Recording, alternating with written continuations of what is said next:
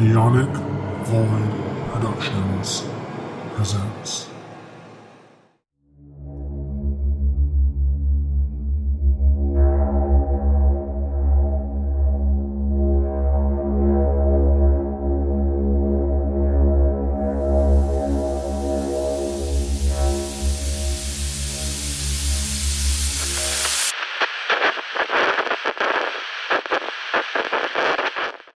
Hello and welcome back to House of the Void. House of Ideas. I am your host, Devin, and I'm coming to you not live. One day live, maybe. Who knows? From the House of Ideas inside. Woo, sound effects. I'm sure I'm gonna do some witchery with sound effects and shit. Today we're back with another new episode. Woo! Today I have another guest, like I do with every episode. Today I have. Go ahead and introduce yourself. Hi, hello everyone. My name is Caleb. I'm CalebLyons on Twitter. I am a lifelong X-Men fan, and I'm just super happy to be here to talk about. You want to probably intro what we're talking about, but to talk about what we're going to talk about. And yeah. Work. Lovely. Love to have you here. Thank you.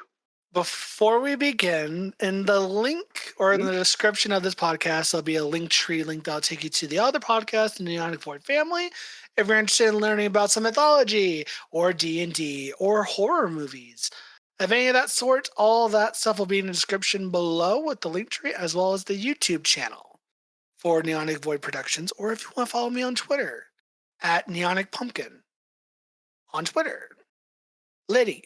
Now, today's episode, we're going to be tackling another X-Men character, because as I love the X-Men, and as the tradition of keeping letting my guests pick the character we talk about, today's going to be no different than last week, except for it's going to be a different character in the X-Men universe. Last week we did Jean Grey, Queen, Icon, the Legend.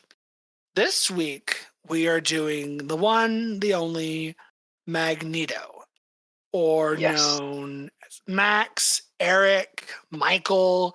There's so many iterations of different aliases that he's taken name-wise. Pick your poison. But I think his actual so many ways to go about it. Yeah, but I think his actual name is Max. But I know him as Eric. Correct. I grew up knowing him as Eric Lynch here as his given name, but they have retrofitted that to Max Eisenhart. So yes, lovely, lovely Max. So again, today's episode, again, like every episode I've done, Caleb, what is your history with the X-Men and comics in general? Where did it all begin? Thanks for asking. Absolutely. Thanks for asking. So like a lot of people my age, the X-Men animated series was sort of the first initial exposure to the X-Men franchise. And I loved it. Like a lot of kids, Wolverine was the coolest person to it. I really didn't think much of Magneto at the time, but I just loved the X-Men franchise. I thought they were so cool at the time. I think that a lot of the things that have kept me into them as far as the comics go, didn't really necessarily translate to that original show, and I'll get to what that is. So I definitely got into them that way. I've been a comic reader really ever since in some way, shape, or form, and eventually started picking up more modern X-Men books. And that's when the things that kind of resonated with me as a character with Magneto kind of came into play. I'm Jewish, and Jewish characters started to pop up left and right. Kitty Pryde, I had a crush on initially. My first issue I actually read of any modern X-Men book and starred her. It was, I think, X-Men Unlimited 22. But that was sort of the gateway into the characters. And when I started to read into them and think about them, the complexity of Magneto was what I guess really stood out to me. That he wasn't a villain is really the be-all, end-all. Everybody would say that he was.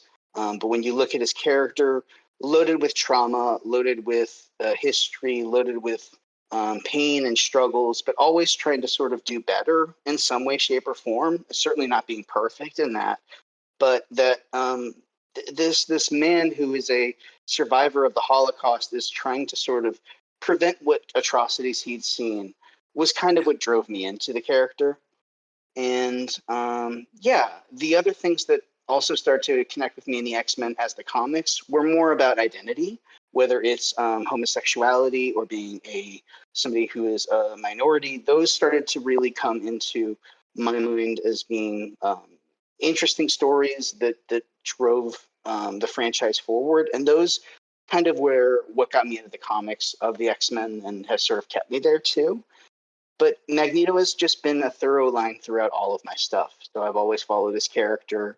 I just think he's really fascinating. Outside of him being this omega powered, Holocaust survivor, this guy way over 90, he's always struggling with himself in some way, shape, or form. He never seems to be thinking he's perfect, but I just think he's got a lot of complexity to him. I see complexity, I guess, a lot, and a very interesting history. And we'll get into some of like the really weird, dumb history that he's had. But I think by and large, I think he has a lot of really neat things to talk about and drive through. So, Agree. So that's why I picked him.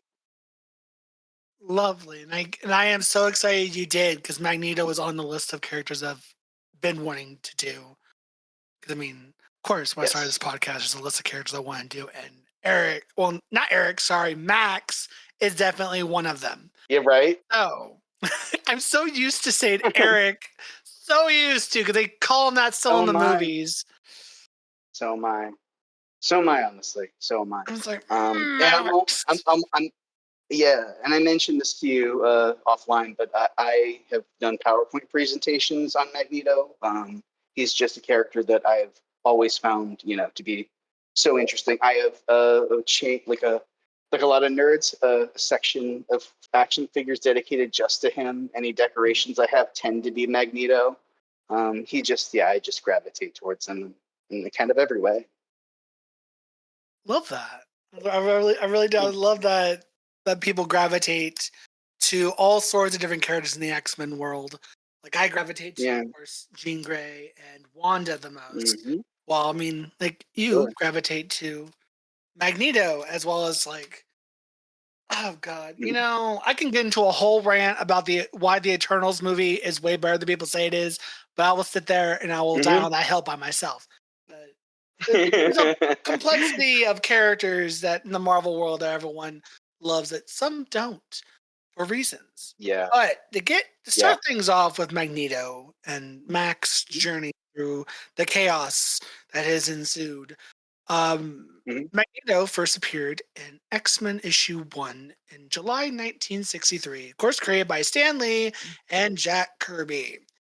Now, during this age of the X-Men, he did not have the backstory that he has currently that was added on much later and constantly changed, and the buffoonery of it all.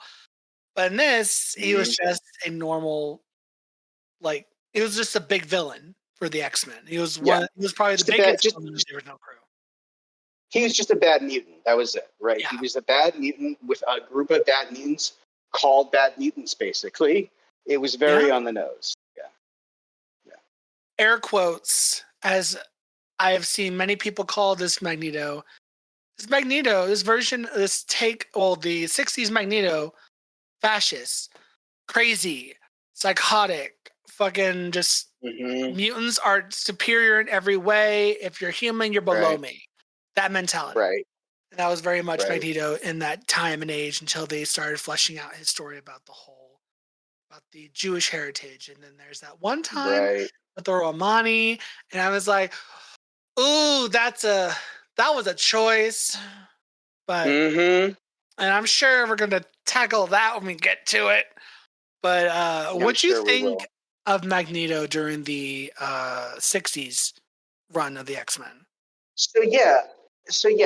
Those books, going back and reading the initial runs of X-Men and seeing sort of how they play out, he is very one-dimensional, comical, villainous, his plans are silly too, whether they are turning all humans into mutants or, the first issue of the X-Men has him trying to nuke a bunch of things. Like, what's the long-term plan that would result in a habitable planet for mutants? It was just comical, one-dimensional stuff, right? And I think over time they realized we need to do something here. We need to give them a backstory. We need to show something, and they did obviously do that, and they did lift. And I think this is an argument that you could say yes or no to, the Malcolm X, Martin Luther King metaphor, and apply them to mutant kind. I think you could say they do that, and I could also think you couldn't.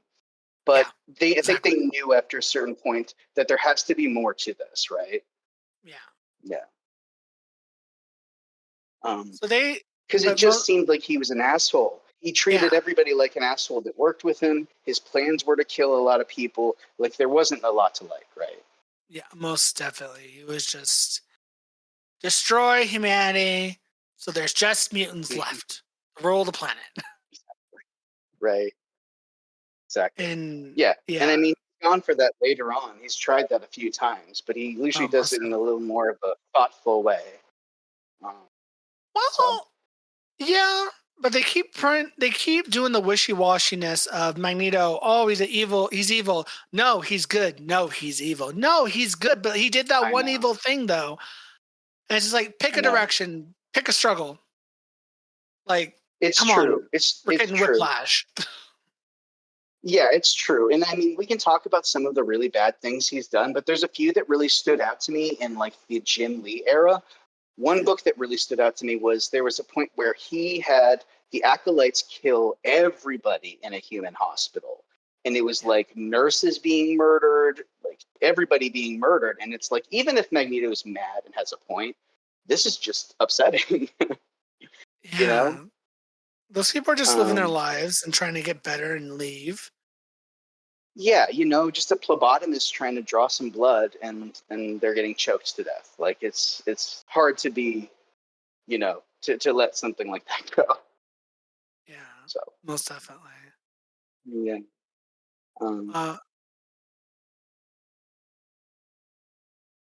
So yeah, I mean, like the go ahead, please. Oh no! Go for it. I insist. I was just gonna say. So like, this is around the time that they started playing with their origin, right? Like, sort of, who is he? How did he get his powers? Why is he so pissed off and stuff? And that's kind of when they did a few things, right? They kind of gave him his origin that they did revise later, where he was a Holocaust survivor. His family was taken into a concentration camp. And initially, they sort of had it set up in such a way where I think he got tuberculosis when he was in his teens, and his powers didn't activate early. They also changed that in a way. So they've had that so his powers did activate, and then sometimes he's been experimented on by Nazis while he was in the camp. But they've gone back and forth with where his powers were in that sort of story. Did he have his powers when he was in the camps? It makes less of an interesting story if he could fight back, right? So I think that might be why he did it.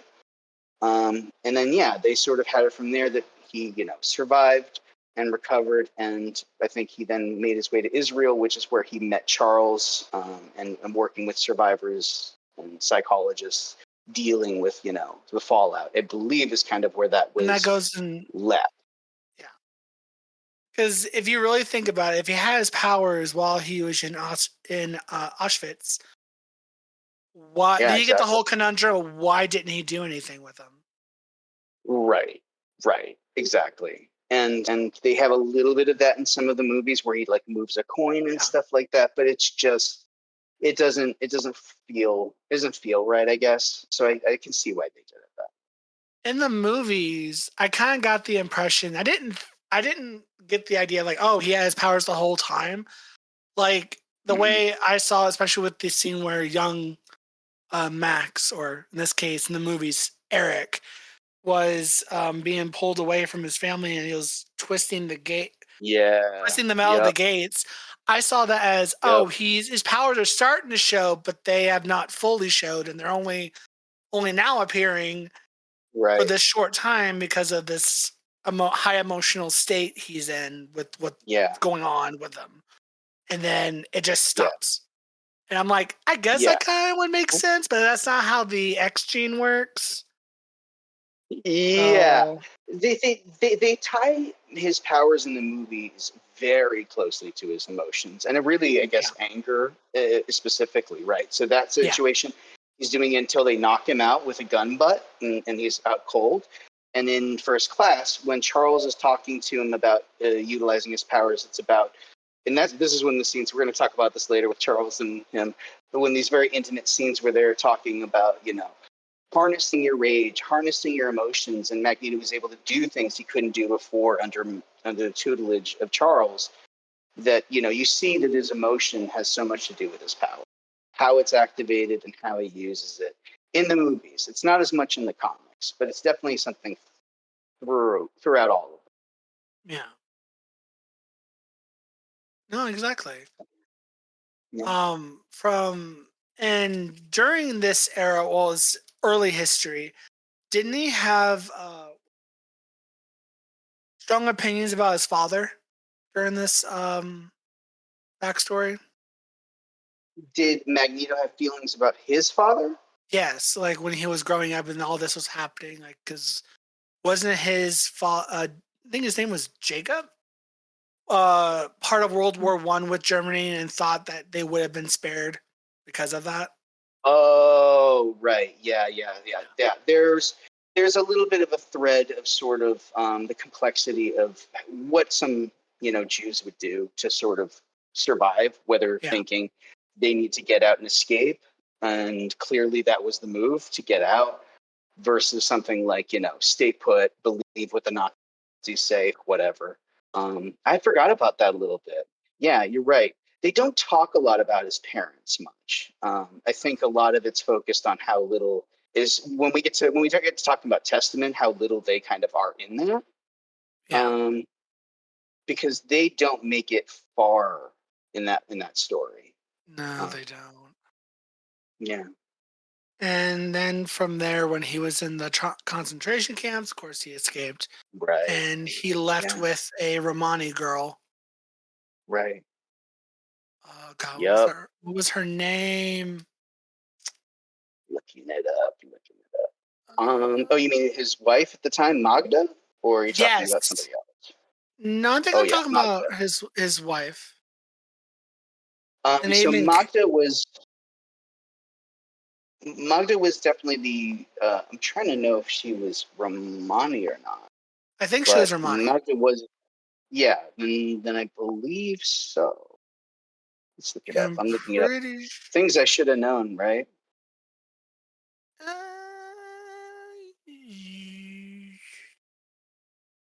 yeah, she's of Romani descent. Bingo. Yeah, so we're right. And this is where it starts to get confusing with Scarlet Witch, right? Like if they're Yeah, adopted, why is Mama Romani? That's a pretty good chance. So yeah. yeah.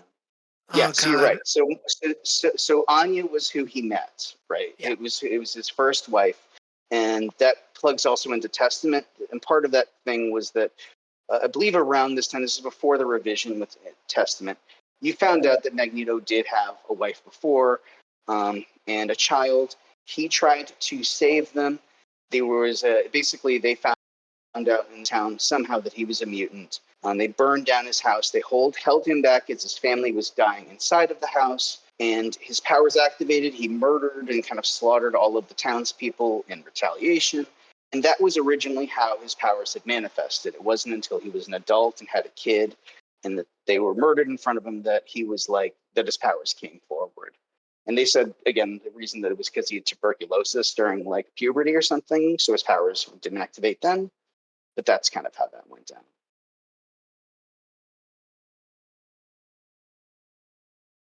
yeah.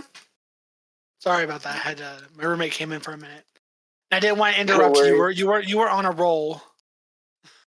No sweat.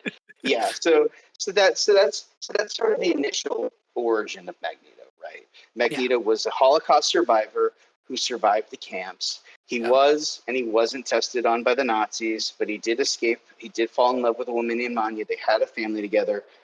The kids were they were killed in front of Magneto. He lost it. His powers activated, and that's how he became a bad guy, or whatever you want to Now, say.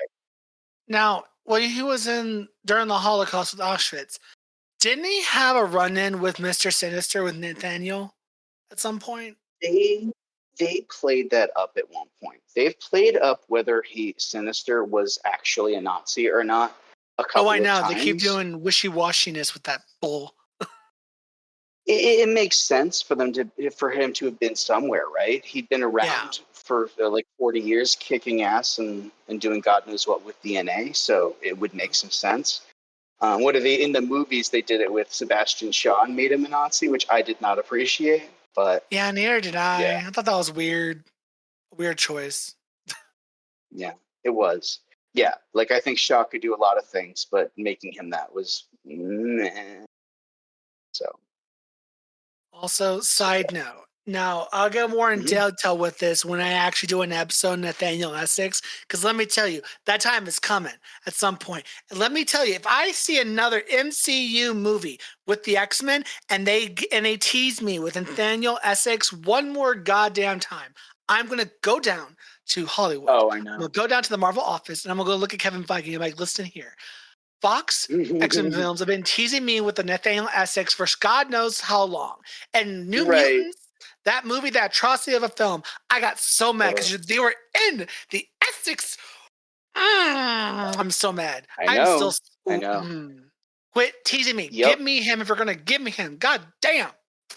It's ridiculous. It's Anyway, ridiculous. it's about I find it. Nathaniel the Queen. Yeah, I find it as frustrating as what they did with him in the Ultimates, but that's like its own thing. The Ultimates? What they do with him in the Ultimates? We can sidetrack a little bit. Yeah, sure. In the Ultimates, Sinister is a crazy serial killer, basically, who kills mutants, and his thing is that he's supposedly doing it to sacrifice them to revive Apocalypse. So they keep that connection, but he isn't a geneticist. He's just a psycho guy who is killing people or killing mutants in order to basically bring about Apocalypse's thing. And it's the joke that they do in the Ultimates a lot, where it's like with Thor, they're like, is he a guy with powers or is he just nuts? And so they do the same thing here. Like you assume he's just nuts, but he does ultimately help bring about like that ultimate apocalypse. But there is a really fun. I will say one thing. There's a really dark scene in there where he pushes Charles in his wheelchair. That is very controversial. But there's a lot of crazy, problematic, weird stuff in that run around that Sinister. So Oh, not I did an not. improvement. I did not know Yeah. that. I'll keep that in mind when I do a Nathaniel episode. Yep. Go for it. But By we'll all means. travel on back to Magneto and keep Yes, definitely. Mr. Nathaniel Essex on the back burner. Because I got you on site, bitch. I got you. I'm coming for you. Exactly. But I always wondered, because I've only read, of course, I've caught up on like his backstory for Magneto, and I'm like, wait, wasn't Nathaniel Essex part of that in some way, shape, or form, or was it hinted? So I wanted to clarify on that. Right. Yeah, for sure. I mean, it's hard to keep track of all of this stuff for me. Even as somebody who reads a lot of these books, the going back and forth and the alternates and stuff, like it's if there weren't wikis, I don't know what I would do. Exactly. Yeah. So Holocaust villain, he's a villain. Cool. Mhm. Here we are Right. in past the 60s where they start actually developing him more. I think the next big thing would be what, the Mutant War? Or no. Yeah, I guess so. Either the Mutant War or the Brotherhood of Evil when he was forming that, and how that weird connection with Scarlet Witch and Quicksilver, and how they're not his kids, but you find out later they are, and then they're not, and then they are. You're just like, what? Mm-hmm. Magneto has a Yeah, lot of yeah, kids, yeah. y'all. He does. And it seems to get more and more every day. He also has a lot of affairs, which I appreciate about him. Yes, he does. You know, Charles is a little more like sneaky links on his stuff. Magneto's just a little more out in the open about it. Yeah, I mean, we covered the Israel stuff. That's where him and Charles met working with people. Yeah, I think the Mutant War will be sort of the next thing to talk about. So, let's see. Yeah, that seems to sort of be where he kind of stepped it up as a villain, right? This is around the time where he was like, he had his costume. This is where he was wearing, his helmet. This is where he was being, posturing. He also, I think, created Asteroid M around this time, right? So this was when it was like, what is Magneto? What is his bigger plan? Let's have him take things more seriously, maybe more strategically, have a group of mutant extremists, have his own place, separated from the Earth to plan, and for his plans to maybe make more sense as to how they would add up to mutants doing better than humans or something, right? Yeah. So, and and so of course in the Brotherhood he had who we thought were his children with Quicksilver and Scarlet Witch, and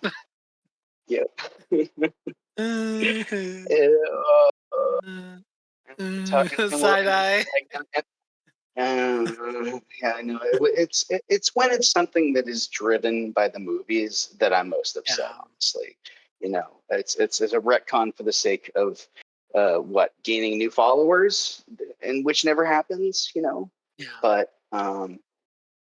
so yeah, but yeah, this is when this in the chronology has kind of caught us up to like the first issue of X-Men in a way, because that's when the Brotherhood had existed in sort of the history, right? And they did the missile thing. And then for years Magneto would do all kinds of different stuff. Like, this is when at one point he would he took over the area of the Savage Land, right? So that was like his base of operations for a while. And then that's where he has Saladin. The daughter that can we talk about that now?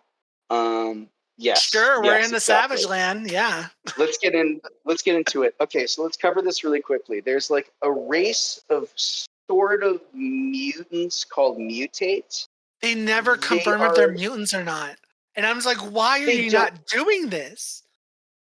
They don't. And the confusing thing is that mutates is used in Genosha too before Magneto takes it over. There, a mutate is a mutant that was found by the ruling class of humans in Genosha before their powers activate, and then they're sort of manipulated and turned into a slave. And that's what a mutate is on Genosha.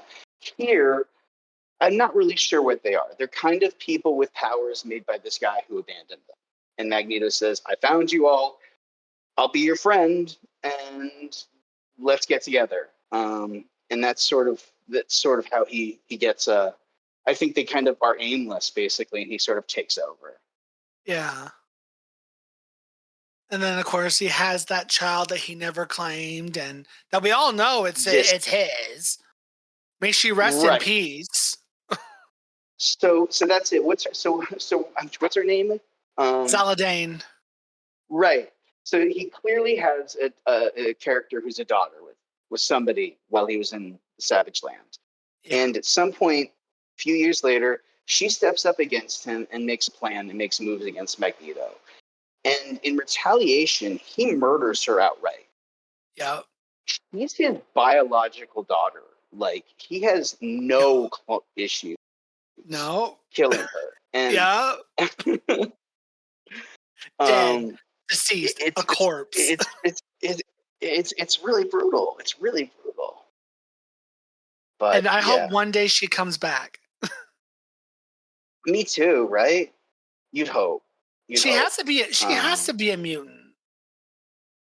Yeah.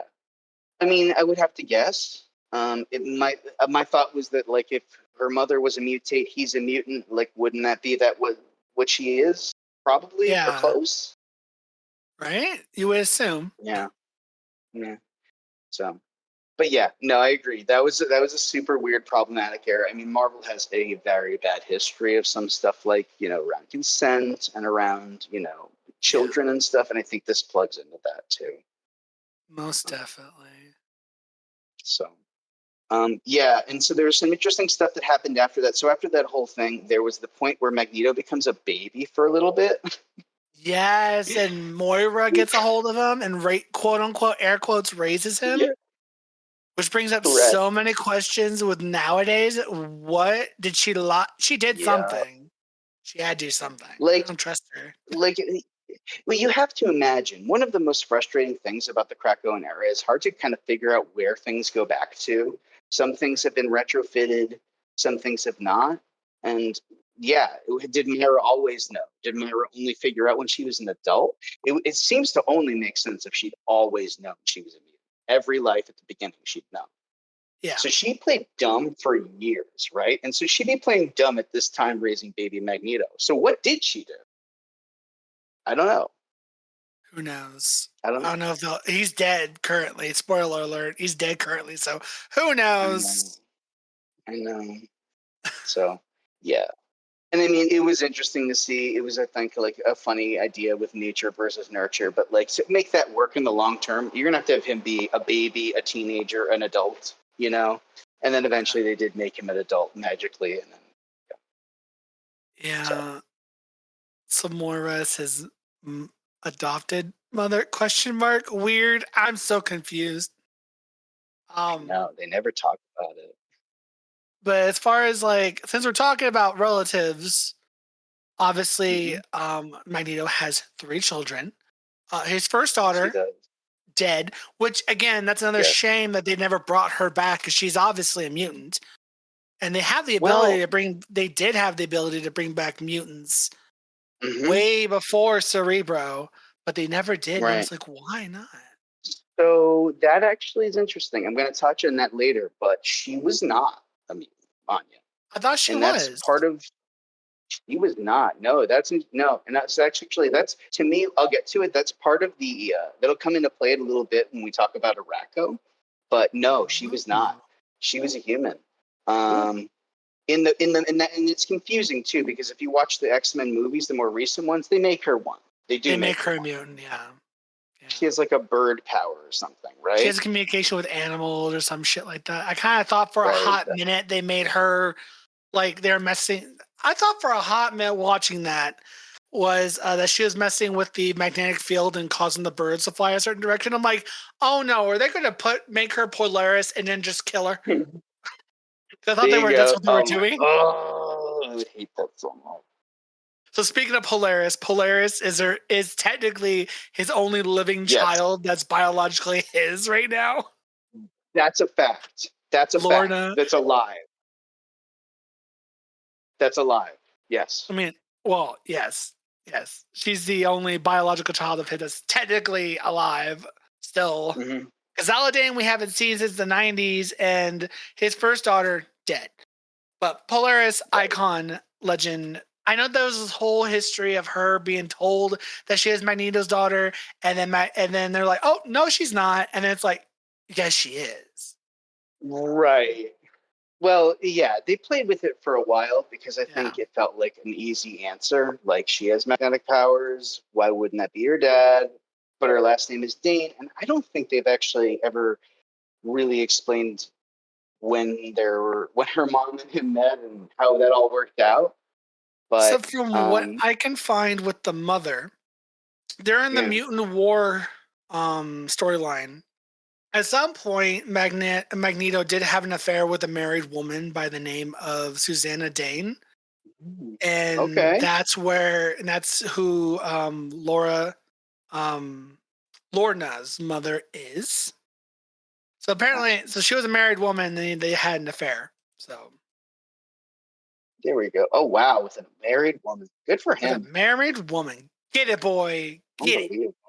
And that's where the whole Polaris, like, your father's Magneto. But she's obviously never met him until much later in life.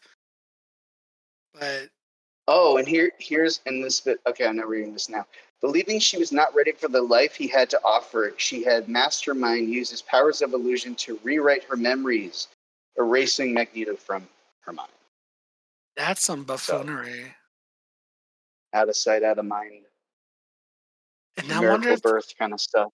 I wonder if if Mastermind messing with our minds is what caused all of the stuff that happens to Polaris later on in the series. Which I do love the fact that Malice. Oh, that's right. It was Malice. Never mind. Not Mastermind. Malice. Sorry. Wrong Malice, thing. Get my characters mixed around.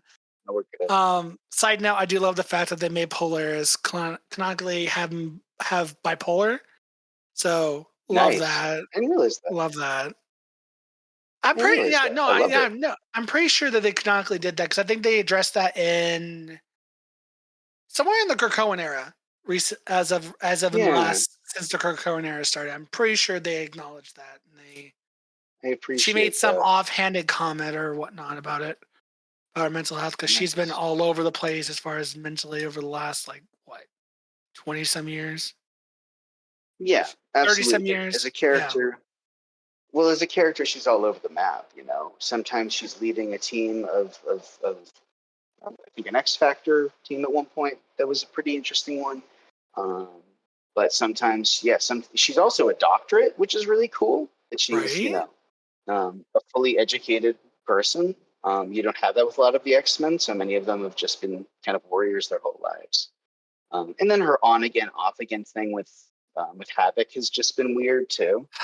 That is yeah, most definitely.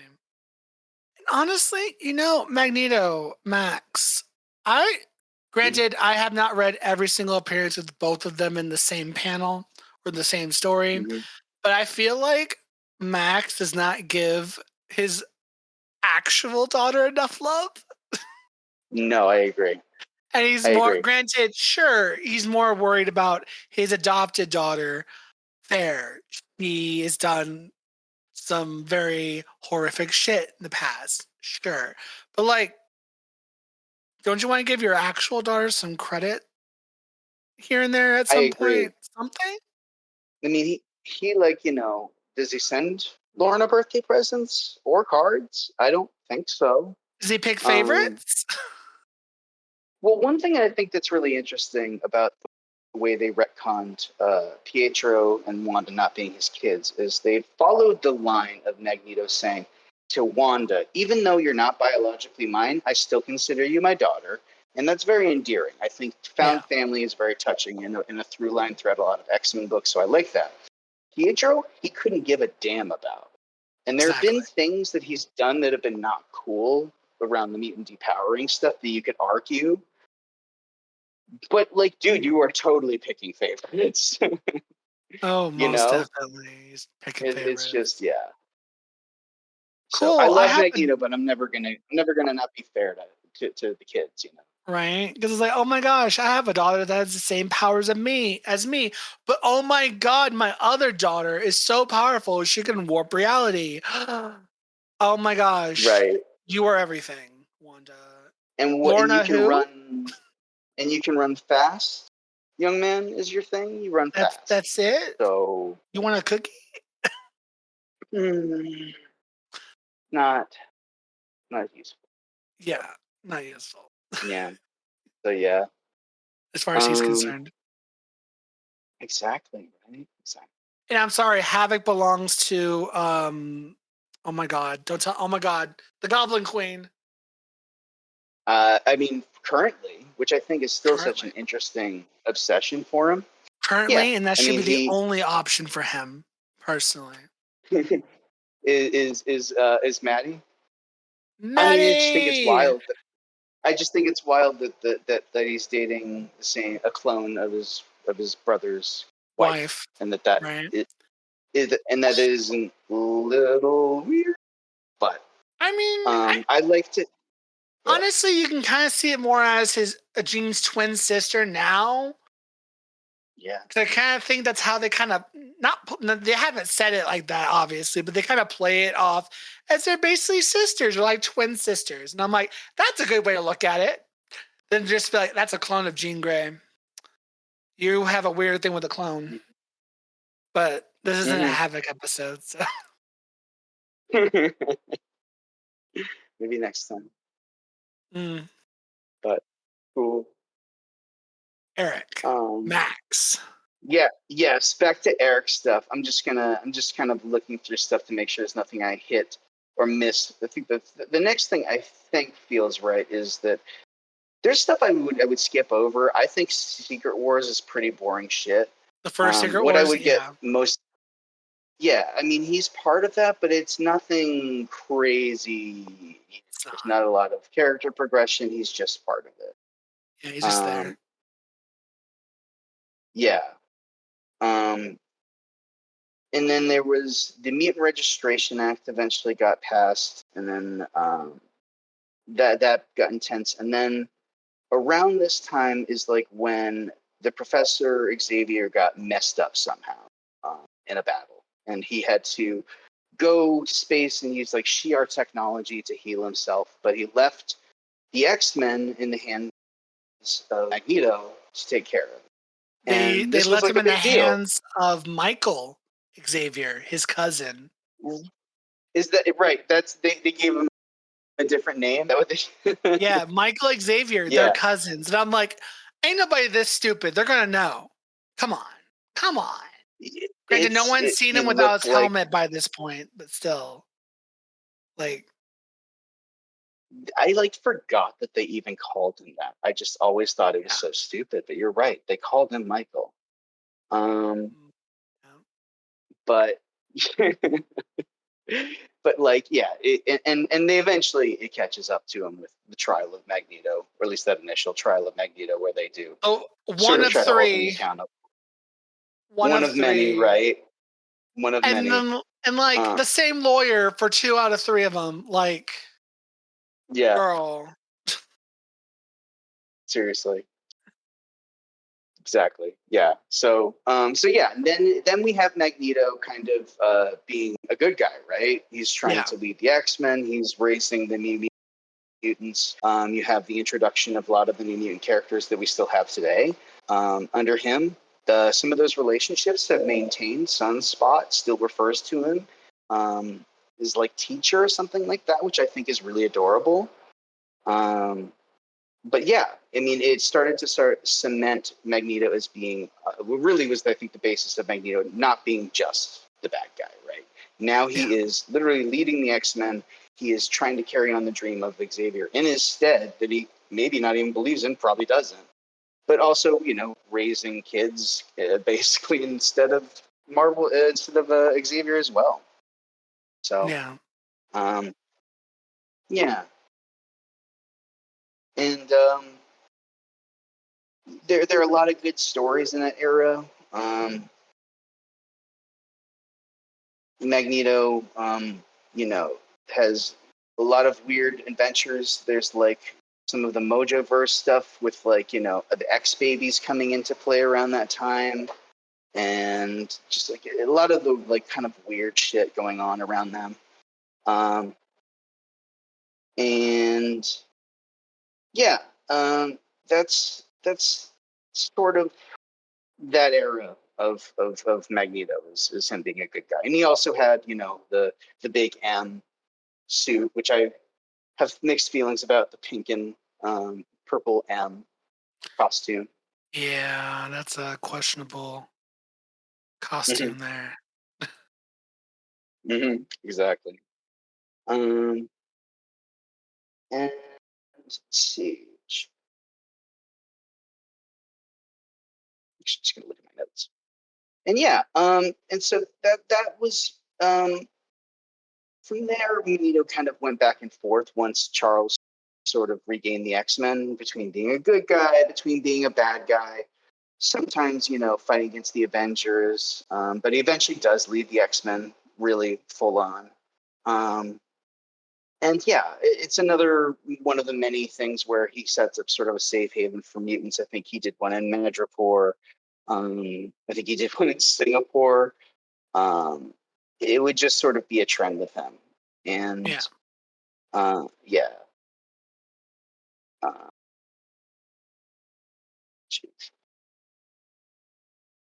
It looks like at one point after this he does return to the school, which is confusing too. Yeah, it was weird. Hard to follow back and forth. It is, but yeah. What I was going to say, actually, as far as my stuff goes, is a lot of this era for me was not super great. It wasn't really until until like the Acts of Vengeance stuff that Magneto really picked up, and that's kind of where I got into him. That was an era where Magneto was certainly villainous, and they talked about some of his trauma that I covered before. But that was really when Magneto stepped it up with Asteroid M. This is sort of the Jim Lee, Scott Lobdell era of X-Men. I think a lot of us will identify with the Jim Lee covers, but Magneto in this era, tried to do a lot of huge, crazy things. He basically kind of went to war with all of humanity, right? And the Acolytes started attacking humans. Asteroid M became, this huge thing that the X-Men decided to attack. And this is when Magneto was attacked by Wolverine and then ripped the adamantium out of his bones, which was a huge X-Men moment at the time. Magneto, did this crazy thing, and Wolverine was messed up for years, kind of as a result. But as soon as that happened, Xavier lost his shit, kind of. He basically was furious at Magneto for doing this, and that's when he wiped Magneto's mind. And for a while, Magneto was kind of out of play for a bit.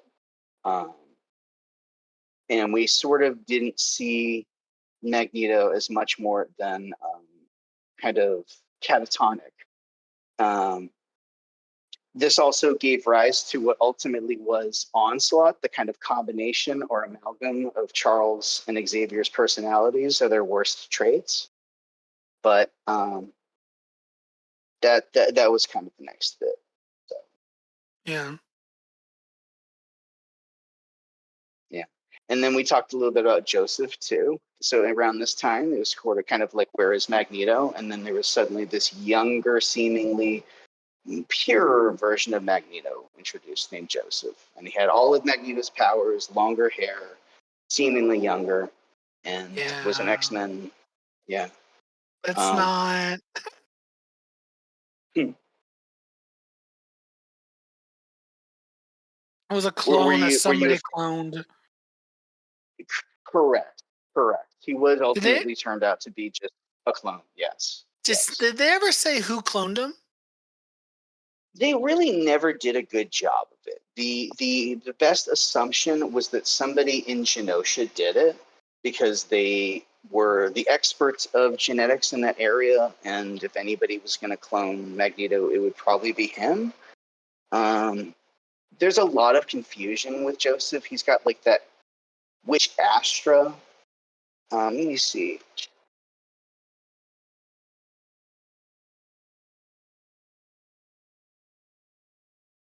Yeah, it was Astra. So Astra, who I don't even know what Astra is, a mutant, was the one that created him. Yeah. So it was like, what can I do to make somebody really powerful? And, and that's that. Yeah. So, and then Joseph has been in the comics a bit here and there. They had him in a run right before the Krakoan era, and they just had him in the recent Scarlet Witch book too. But for me, where the book started to pick up was around Genosha. So obviously Genosha is a human-led island where they enslave mutants, and he decided to take it over basically from the humans, and basically take over the human class of it, liberate all the mutants, and turn it into his own island haven for mutants, right? Yeah. And how did that work out? It did not work out well. It ended badly. The first mutant massacre. Right. So for me, this is a big comic as far as my history goes. I really got into X-Men around the new X-Men era with Grant Morrison. And so this is when that happened. But basically, for anybody, not unfamiliar rather, Magneto at the time did take over Genosha, but was actually crippled from Wolverine. He was in a wheelchair. And there were a bunch of these things called Wild Sentinels that were kind of like self-replicating Sentinels that were used by Charles's evil twin sister, basically. Twin sister that he tried to kill in the womb. So that's even more complicated. That's its own episode, isn't it? She's a Mumandrai, which is like an evil twin you have to encounter in the womb or something crazy. But Yes, and she didn't have a body, but yeah, she spent so long trying to making herself a body. Yeah, it's all kinds of weird. it was just nuts. So yeah, It's crazy. but yeah, she and also her name is insane, Cassandra Nova, but whatever. But yeah, she basically used these massive sentinels that were bigger, I think, probably than any before, to completely level this entire nation of Genosha and killed. Right. I'm trying to remember the number. It's in the millions of mutants, basically. Millions. Yeah. But it was a major genocide. I mean, there were a few survivors, most notably Emma Frost because of her secondary mutation. Yeah. But Magneto at the time was assumed to be dead. He was already crippled. It was shown in the book that he was in a tower when a building hit, and it was assumed he was dead. They had an issue picking up a few weeks after where Polaris was sort of turned into a black box by Magneto in his last moments to sort of record a message to humanity, which was a kind of fucked up thing to do to your daughter, to turn her into a message like that, Yeah. but he did. But yeah, so I mean, he was like, "I'm dead. Here's what's going on. Like, this is why this happened," and that was it. Here's my last words. Um, and so he kind of from there became this revolutionary figure. There was Quentin Quire, who was the most rebellious member of Xavier's class at that time, who started wearing a Magneto was right shirt, which I own too. And so Magneto Work. started to become right. So nice. And yeah, I mean, from there, Magneto was assumed to be dead, and the school kind of, tried to recover from this. But at the same time, there was a new student introduced to the school named Zorn. And Zorn's origin was very interesting too. He was meant to be a Chinese mutant with a star in his head who was kept as a prisoner by the Chinese government, and X-Men rescued him. And he then became this kind of Zen-like teacher who always wore a mask, but seemed to be always pretty peaceful and cautious and stuff. But he also decided that he'd have his own class of sort of misfit students, and he had that in as sort of a side thing. And they said, Zorn seems trustworthy. That's fine. Let's do that. That's What not eventually weird at all. happened? No, not at all. And by the way, I'm going on. Please feel free to interject. Oh no, you're On fine. any of this. You're on a roll. Good stuff. Good stuff. Good. Sweet. So yeah, as far as that goes, it seems like Zorn is this great new character with kind of a great spot in Xavier School. Then it suddenly is revealed that Magneto was Zorn this whole time, and that this was a Dun, dun, long dun. game con for him. Da da da. For him to place himself into the Xavier Institute close enough to disable the X-Men and turn the planet Earth into what he was calling Planet X. And the way he was going to do that was to reverse the magnetic poles, sit it out with all of the mutants until the humans died, and then take over what was left over the world. And the X-Men also had to stop him because at the time, Magneto, who was Zorn, was also addicted to this drug, Kick. What Kick is sort of a mutant enhancer. It's also something really weird too, but basically it boosts your powers. So you had this drug-addled Magneto doing inhaler, and he wrecked New York. And eventually the X-Men do have to stop him. Magneto was basically about to do what I said before with the poles. He used all of his magnetic power and had it in his hand and was going to release it to reverse the poles. Jean Grey tried to stop him. He used that exact power to kill the whole planet on Jean, and then Jean died at that time, and Jean was dead for a while from that. Yeah. Again, right? So, and then of course, Logan was nearby and lost his shit and cut this Magneto's head off, and that was that. So, Yeah. pretty dark stuff. Pretty dark stuff. So, Let's see. And even then, at that point, he wasn't. I mean, he was dead, but at the same point, he came back not too long after, so he wasn't really dead. and they never explained what that meant. They never explained how he came back or why. No, they tried to explain that Zorn and Zorn's brother, whose name is also Zorn, but with an X or something like that, or Z, had been kind of brainwashed into taking over his personality or something. But they didn't really explain it. They had House of M not long after this, and Magneto is just back. They don't explain how, but he's back. And it's a big part of House of M, right? The whole point of House of M is Magneto. So, yeah.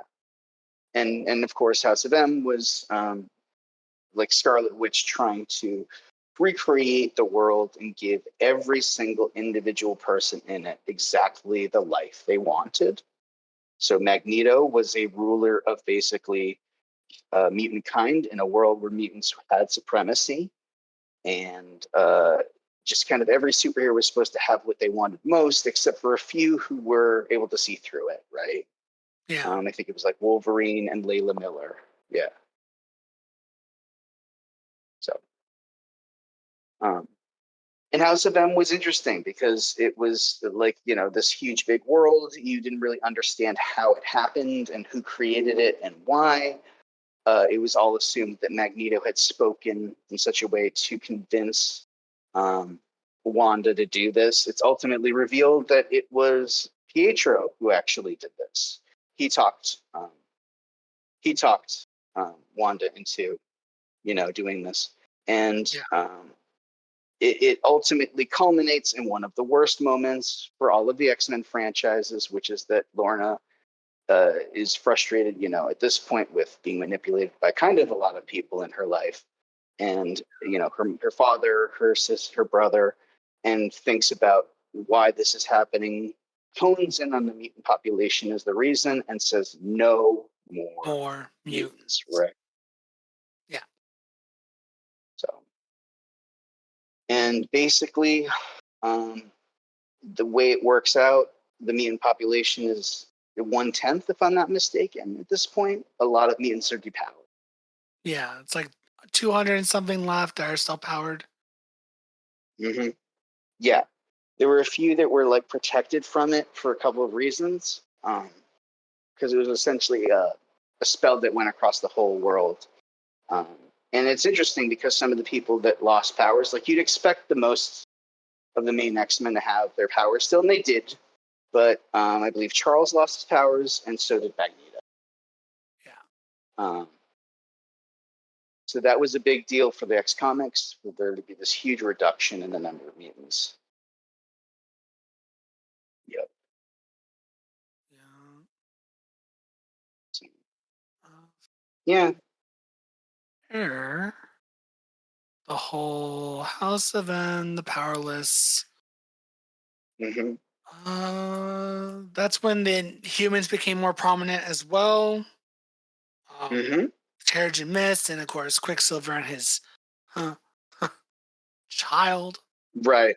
Right. Yeah. Had. There was. They spent a long time trying to find ways to give the mutants back their powers. Right. Yeah. Iceman sort of just worked through it psychologically. His thing was that basically he had a mental block and just needed to get pushed past it by a psychic, and he was fine, which is so weird. If that's the case, then couldn't they all? True. With Quicksilver, yes, he used the Terrigen Mist, which makes very little sense in scope of what we learn about the Terrigen Mist later, but he uses that and gets in trouble for it. And Magneto does get his powers back, I think, like through something like the High Evolutionary in the Dreaming Celestial or something. There's like this armor they make out of the Dreaming Celestial that allows him to get his powers for a bit, and then he just sort of has them for a bit and keeps them. And yeah, and then around this time, like Magneto started to try to be, I think, a better guy. And he did a few acts to sort of prove himself. So he rejoins the X-Men around him. Then this is around the Nation X time, where there's Utopia, which is a city of mutants. Is this familiar? A city of mutants off the coast of San Francisco. Wow, I've never seen this and, before. This is going to end well, right? And oh yeah, every time an island of mutants, why wouldn't it? And so they make the Extinction Team around this time, which is to say that they're comprised of like the most powerful mutants, and Magneto is one of them. But just prior to this, Magneto wants to prove himself, and the way he does that is to save Kitty Pryde in the end of Joss Whedon's run. Sort of sacrifices herself by phasing this massive bullet through Earth, but she's lost throughout space. So Magneto, as a way of gaining the trust of the X-Men, or trying to, uses his magnetic powers to grab this giant bullet, like who knows how far from Earth, and bring Kitty back. And that sort of allows everybody to be like, well, he did something pretty cool here. So, yeah.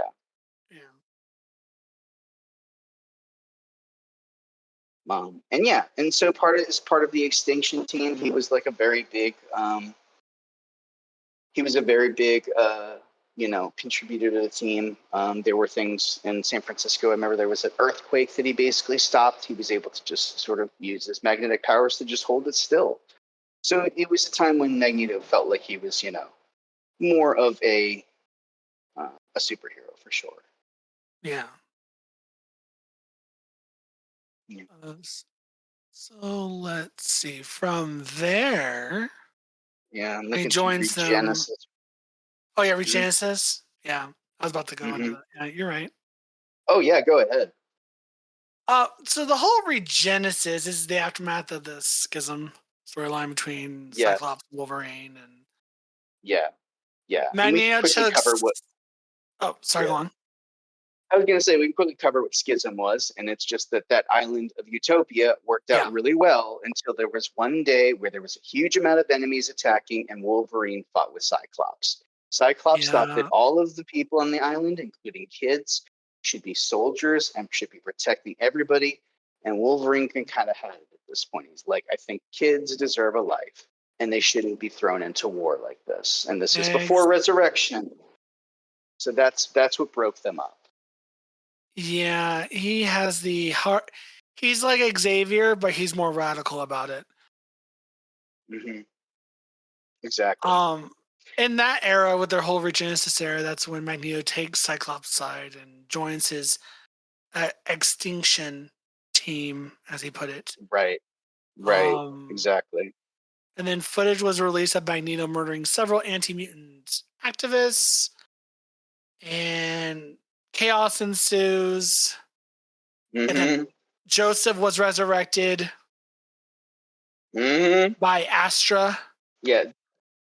This is when Joseph kind of comes back to be a pain in the ass again for the third or fourth time. Yeah. And ultimately it all works out where they have to like plan and prove that Astra did this and that wasn't Magneto and whatever. But yeah.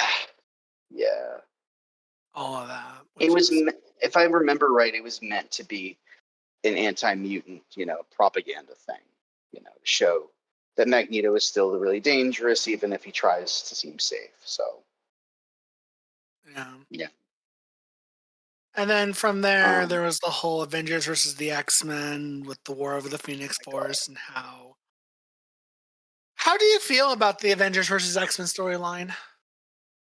So I thought it was such a strange book, honestly, because the premise of it confused me.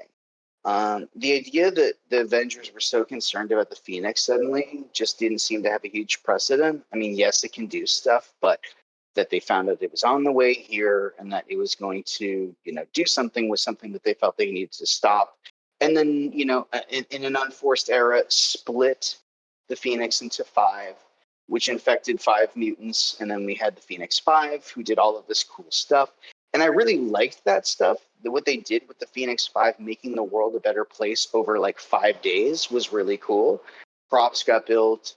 And all of this stuff gets blown away without being talked about later, right? Yeah. But I thought it was pretty cool. But naturally, there's eventually a thing where, it's the Phoenix. It corrupts people, and they start fighting each other, right? The Phoenix 5 start fighting each other to get fractions more of the Phoenix powers, and it starts to just sort of fall apart. So I liked the book in the idea of it. It just, to me, it didn't make sense. I thought, just leave the fucking Phoenix alone. If it wants to have hope as its as its host, fine, let that happen. What would have happened if they did? But yeah, they just. I just thought it was the Avengers doing what they do best, which is make a bad situation worse. Oh, damn! Drag them. Drag them.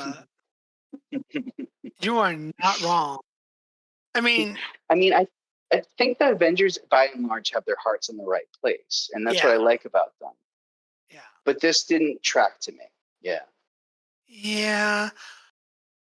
But yeah, because shit hit the fan because they're like, oh, it's like, cool, you are worried that something's going to happen with the Phoenix, but nothing's happened yet. So why are you doing this? Mm-hmm. And then, of course, that all changed when Namor attacked Wakanda. And I'm like, there it is. There it is. Yeah. Yeah. I guess and I can see your point, but whatever. Mm-hmm. Well, we've seen the ramifications of that. I mean, one of my favorite, probably my favorite rivalry in all of Marvel Comics is the one between Black Panther and Namor. Yes. Especially in the Hickman run. Right? There's some crazy good stuff there when they're working together but hate each other. But I really liked that. So yeah, I mean, they all fight. All of the Phoenix Five fight until who's left, right? It's Emma and her then paramour, Cyclops, and Cyclops brutally takes the power from Emma and is now the Dark Phoenix. God. Oh, I hate Scott so much. Oh, and he killed Xavier, and it's like, bitch, you just made Xavier a martyr, and that did not help your cause at all, you dumbass. That was the bit. That was the bit. You know, when Cyclops is clearly being confronted by Xavier, and then he, murders Xavier in front of him for trying to stop him. And I'm actually not sure how he did it. It seemed like maybe he gave him a stroke or whatever. Like, it wasn't like, I shot you. He just died suddenly. The drama of it was palpable, that like he killed this guy that meant so much to him. But it didn't feel substantive. And when it lasted longer than I thought for Xavier to be dead. And when they brought him back, it was weird and stupid because they did it twice. But it was strange. Yeah. Then you got go on. Sorry. Go on. I was going to say, because they bring Charles back twice. And we'll talk about Axis, where they try to bring him back. They bring him back later, too. But it's confusing as fuck. It most certainly is. They tried. Mm-hmm. Then after that, you got the Mutant Rebellion, which is Magneto works with Cyclops and Magic, beginning to liberate mutants who have been unjustly imprisoned by various authorities and groups around the world and stuff. So they're doing that. Mm-hmm. And Emma's involved. Well, they try to liberate Emma. And Magneto and Cyclops both lose control of their powers. And they're all like losing the control of their powers because of the Phoenix Force. Outside of Magneto, because Magneto didn't have it. So I was like, what? Right. Okay, that's weird. Because Cyclops and Emma, their stuff was all fucked up because of the Phoenix Force, which that's the thing the Phoenix has a tendency to do, is fuck your shit up. Even after she's gone. Cool. Cyclops being Cyclops, I vow to fix everything. Whatever. And then Emma starts a new school for the mutants in the old Weapon X facility. And then that's where they begin to fight Sentinels, Magneto, integrated with S.H.I.E.L.D. Yeah, there's a lot of that. Yeah. They're working together to try to take out the Sentinel attacks. Yeah. That wasn't a good era for me, honestly. What also happened after this was good for me was that there was the Cullen Bunn Magneto run, which was pretty dark. And this focused on Magneto being kind of a bad guy again, very much an anti-hero. He he ended up partnering with a woman who was a survivor of one of his attacks, who had this kind of psychosexual relationship with him. She brought him to this convention where people who'd gotten hurt by him in attacks hang out and kind of like bond over what they'd been hurt by him by. Like that there's this subculture of Magneto masochists, I guess, or Satanists, and that she was one of them. So her name was, I'm trying to remember, Briar Raleigh. They dated eventually, but they did a lot of crazy shit together. It was a lot of Magneto hunting down and killing people. There was some really horribly crazy scenes of stuff he'd done, but it was super righteous, you know, people who had tortured mutants and done terrible things to mutants being tortured with like literally, you know, a paperclip and stuff. So very Magneto, very old school, but anti-hero-y stuff. And I liked that run for a bit. Cullen Bunn's stuff had a great art too. It was a good era. And the art, like I said, it was just really fun. And then not long after that is when Sis kicked in. Yeah. And I have a lot of mixed feelings here. So do you have anything you want to? Did you like Axis before we start? It was a weird one, but like, there's been worse. There's been worse things. One thing I did like though is when he beat the shit out of the Red Skull. That was kind of fun. That's my favorite bit. Yeah. Yeah, that's kind of fun. Access for anybody curious is a weird event. It culminates in a couple of changes that kind of fucked up the comics, but it's an interesting idea. So Charles is dead at this point, but the Red Skull uses Charles Xavier's brain and bonds it to his own to get his powers, and he starts to use that to open like concentration camps on Genosha and control mutants, and he creates a group of like evil X-Men called like S-Men, and Magneto eventually, you know, finds a way to corner this Red Skull and is furious at him because he's not only been killing mutants in a concentration camp, but has been doing so with the mind of his best friend bonded to him. Now, Magneto doesn't really realize the lack of foresight here, but he beats, and it's great, he beats Red Skull to death. He doesn't make it quick, and this is a Nazi who's a horrible person and only has done horrible people stuff, right? Unfortunately, because of the way this works out, he reaches being called the Red Onslaught, which is basically a combination of Onslaught, which is Xavier and Magneto's rage, now combined with the Red Skull's intent, and it's not good. Make it make sense. It's fucking weird. It is.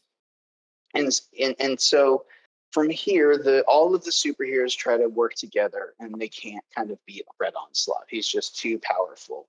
So the magic people get together, and their idea to fix things is that inside of Red Onslaught, there is still Xavier. If they can invert him and bring Xavier to the forefront, they can stop what the Red Onslaught is doing. And so they do that, but the field of this isn't small, and it affects all of these superheroes become kind of bad guys, and all of these bad guys kind of become superheroes. Carnage becomes a superhero, so this Sabretooth for a while, it becomes very confusing. It's a very controversial book. Among the things that happen there, though, and this is relevant, is that one of the people that gets inverted as bad is Wanda. And so Wanda then tries to do a blood hex on Magneto for trying to stop her, and is like, this is a spell that will only work for somebody I'm blood related to. But it doesn't work on Magneto, which is how they reveal, right? This is how they reveal that Wanda is not Magneto's biological daughter. I was so angry. I wasn't even reading comics, and when I found out, I'm like, are you fucking kidding me? What the fuck? What the fuck is going on here on this day? Hello? Yeah. I was so mad. I was like, what is this? Why? I mean, we had an idea for why. This is a little bit like the Miss Marvel being a mutant thing now, but this was preemptive to the movies having, Yeah. the twins be in there because they had the issue with Fox having rights to mutants and they wanted to use Yeah. Quicksilver and they wanted to use Wanda, but they couldn't make the mutants. So this is what they did.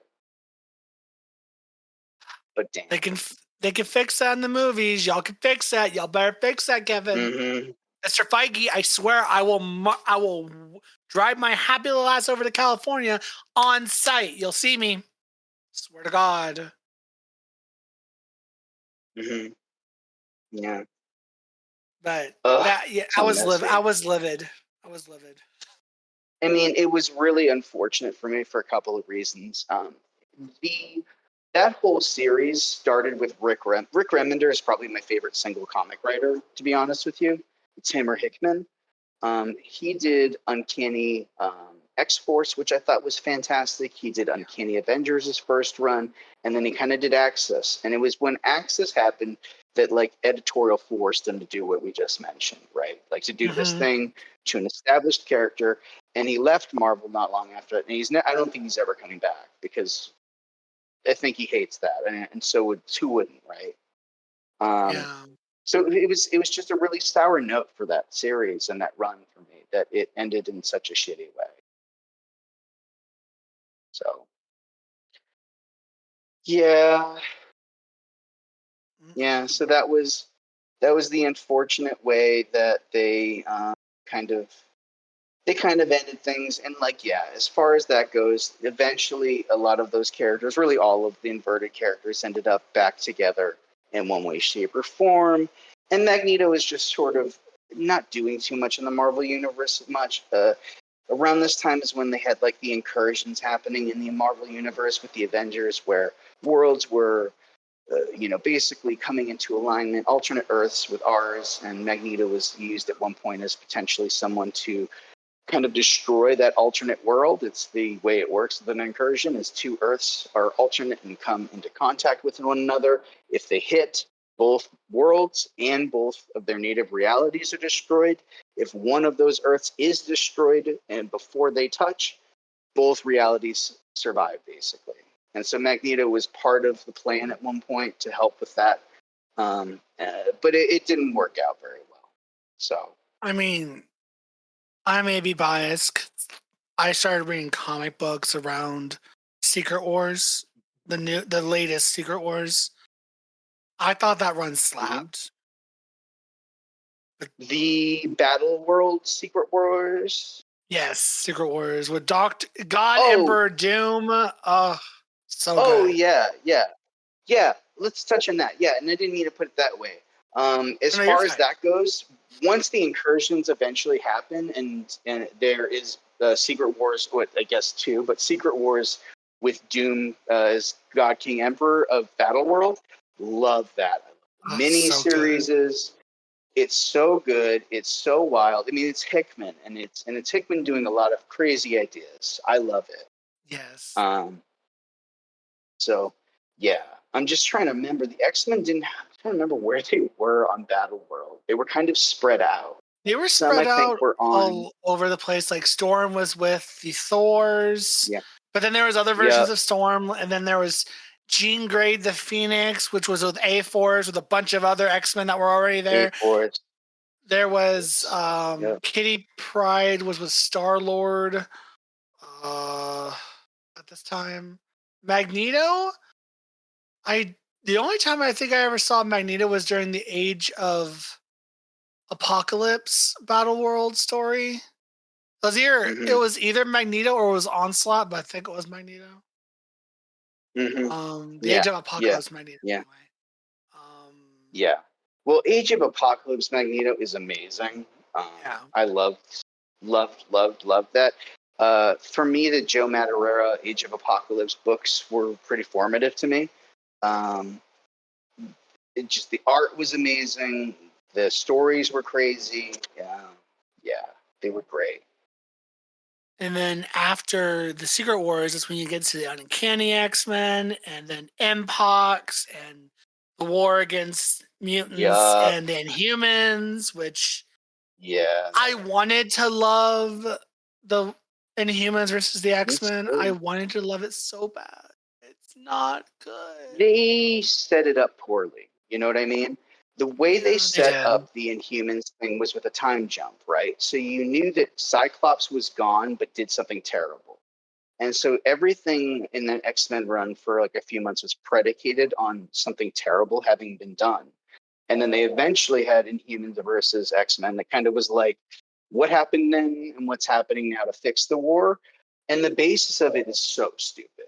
Like, the idea is pretty straightforward, that the Inhumans, Terrigen Mist is killing mutant kind, which doesn't make sense when you think about what we talked about before with Quicksilver using Terrigen Mist to give himself his powers back, but whatever. So that was an interesting idea, that it was them or it was us or them. Yeah. Like, if it wasn't for the Quicksilver using Terrigen Mist to get that, because they could have easily said, oh, we altered the Terrigen Mist so you could do this, because that would make sense. And then this would make more sense. I'm like, oh, okay, this is interesting. We've not done that. This is the Terrigen, the original Terrigen Mist, not some altered version that Quicksilver used, but they didn't do that. They're like, oh, here's just Terrigen Mist. No. And then years later, now it kills mutants. Why? It just does. It just does. It makes even less sense when you think about like the Kamala Khan thing now, because Miss Marvel is both an Inhuman and a mutant. So what does that even mean?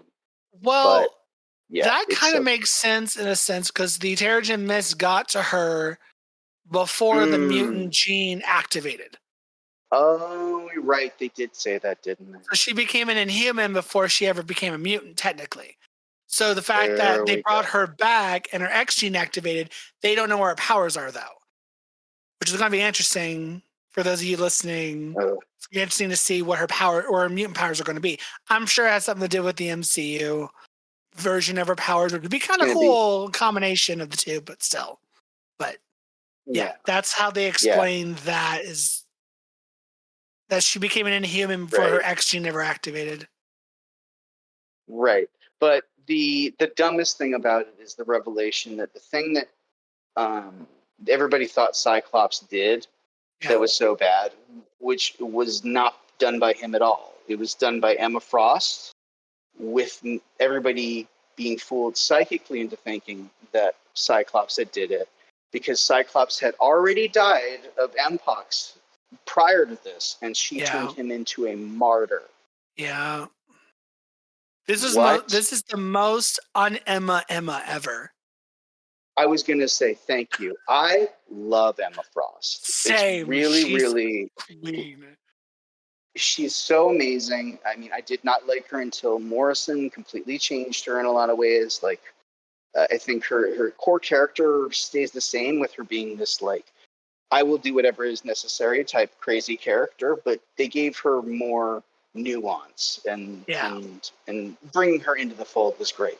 But this idea of her being this vindictive, manipulative nut job. I mean, one of the last things they do in that issue is they have her in that series of Inhumans versus X-Men, is have Emma put on like a fake Magneto helmet. Yeah. I'm like, bro, are you trying to drive me nuts? Because it's working. But yeah. I'm glad they dropped that shit so quick and they just went on to something else. They'd never talk about it again. They never talk about it again. Which is fine. It's great they never talk about it, because no one wants to talk about it. Exactly. I wanted to like that so bad, but it just wasn't it. Yeah. So as far as other stuff goes from here on out, I'd like to like get us to like maybe closer to some of the more interesting recent stuff. There's definitely Age of X-Men we could touch upon, which is a hilarious side turn right before the Krakoan era. Yeah, there was the Age of X, and then of course the displaced X-Men from the 60s brought to present day because fucking Beast, which Beast, when I get to his old episode and how he's a villain and he will always be a villain. Fuck you, Hank. But that's again another episode. It's not a Hank episode.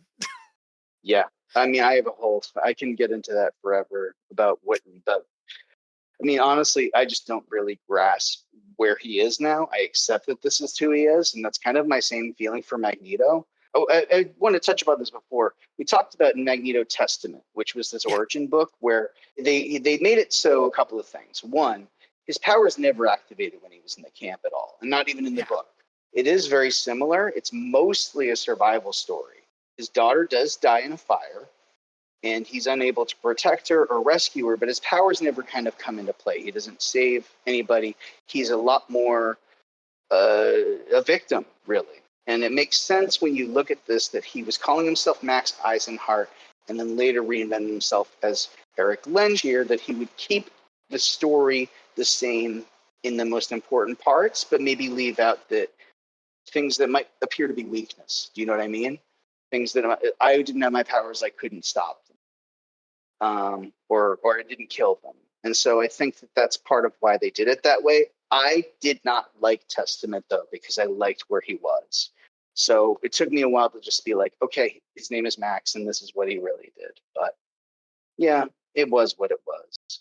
Yeah. It is what it is. It is.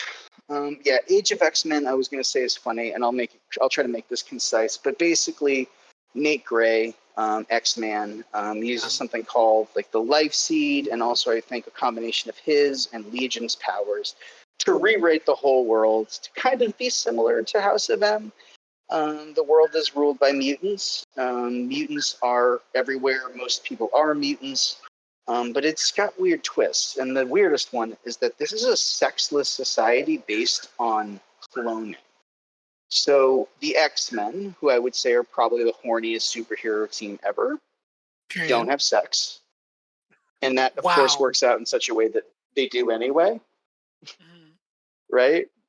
But yeah, and also in that the X-Men are kind of the bad guys. They're sort of the cops of the planet. And the good guy is Apocalypse, who is sort of a hippie who's all about free love. And it's the craziest miniseries.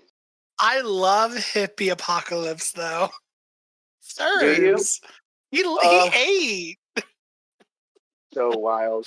I just didn't know what was going on. It was just like he had it's a hot ass mess, but it's great. It's a total mess. And I mean, they have, Betsy and Blob end up having a romantic relationship, which was really interesting.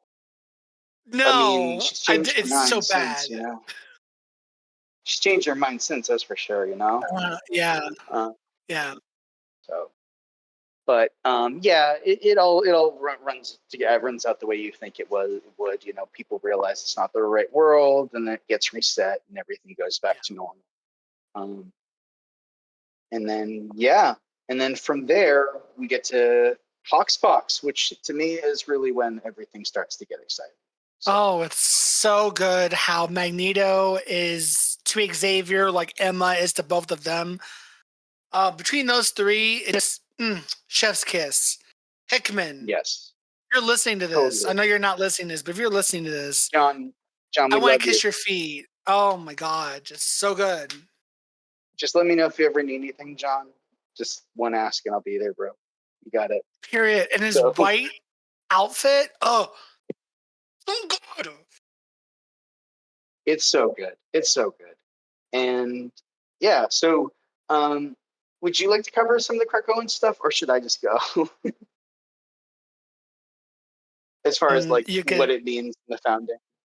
Yeah, exactly. So Krakoa happens randomly, kind of out of nowhere in a way, because they kind of leave it. They have a bunch of X-Men series happening, like X-Men Red with Jean Grey back, and she's trying to form a mutant nation or whatever. And then, bam, Hoxpox. And you're like, what? That's weird. That's random. Mm-hmm. Okay. Mm-hmm. And then we jump to Xavier and Magneto. Xavier's walking. Cool. He's always, I don't know if he's been walking before, but he's walking. He has his helmet, walking Cerebro. Fucking Magneto looks amazing with that white platinum silver outfit thing he has. It's working. Mm-hmm. And then they're going around Hoxpox gathering mutants. people to join their cause. Particular people like Emma Frost, and with the help of Moira, as they're trying to form a mutant nation, an island known as Krakoa, which is also a mutant, trying to make an island for mutant kind. They make, with this, of course, the Krakoan gates, which are flowers that are planted throughout the world at different locations, as well as off-world, depending on where you're at. Then I can't remember which. I think it was House of X issue 1. Is either issue 1 or issue 2, where they're in Jerusalem. I think you know where I'm going with this. Where they're in Jerusalem. I know exactly where you're going.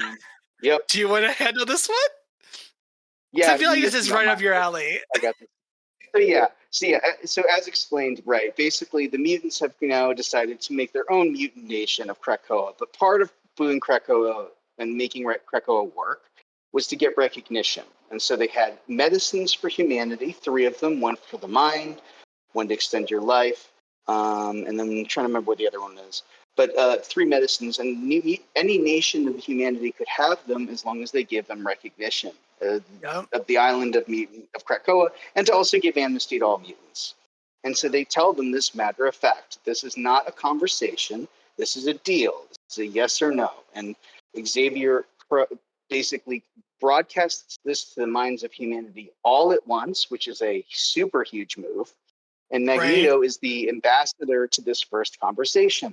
And he goes to meet a bunch of these ambassadors. He figures out that 2 of them are just spies. And he says something to the extent of, remember to convey everything I've said to you guys. You have new gods now. And that shit hits so good for Magneto to say, you are not the same as us anymore. And we are basically your gods. Yeah. So cool. The way he delivers that, looking over the city of Jerusalem, and with the context of him being with his history of being Jewish and just at that city. Oh, so good. Hickman. It's so good. Mastermind. Chef's kiss. It was really genius. And it was really, really good because it set the tone for the Krakoan era being 2 things. 1, a new status for the X-Men where they have control, but also it highlighted, and this has been throughout the whole era, that it is flawed. Like, that is a cool thing to say, Magneto, but the optics on it sound super shitty, and it's been mentioned by humans afterwards as a thing they said because he said that. Like, they'll be like, did you hear them say that we're like their gods now, basically? But yeah, Magneto was just really confident, I think. I mean, basically the way this worked, and we didn't really cover this, is Moira had been living alternate lives and or been dying and living lives where she'd been trying to basically, her mutant power is resurrection, and she dies and comes back to her own body, but the timeline is reset, and that she tried to save mutants a number of times and was now using all of the knowledge from her past lives to give Charles and to Magneto all of what they needed to give mutants the best chance, which of course we find out is not quite the case. But that is sort of what pulls together Krakoa, but that there are things that are not perfect with it. Right? It is clear from the first bit, and I think that's a good example of some of it. The first meeting that the Quiet Council has of Krakoa as a governing body, they literally agree on rules for what mutants should do and then apply one posthumously to Sabretooth, who didn't know that was a rule until just now. And I think that even though it's fucking Sabretooth, that's pretty unfair. But those are a couple of examples of things I thought were really wild with the founding of Krakoa. Oh, yes. And the fact of just like everyone trusted Moira a little too much. There's something sus. So, I mean, when she came out as a villain, I wasn't too surprised because I was like, there's something sus here. You can't tell me this bitch didn't get reincarnated, 10 other times? And and not lose a bit of her marbles along the way. Right. Yeah. And that I mean, she got Xavier burned alive and a couple of times. Yeah. exactly, and how Xavier and Max just put all their faith Hmm. into her, Hmm. and obviously Yeah. regretted it. But Which is kind of interesting because when you think about how it worked out, the way she gained their trust was to give them the ability to completely read her mind, right? To yeah, see each and every one of her lives.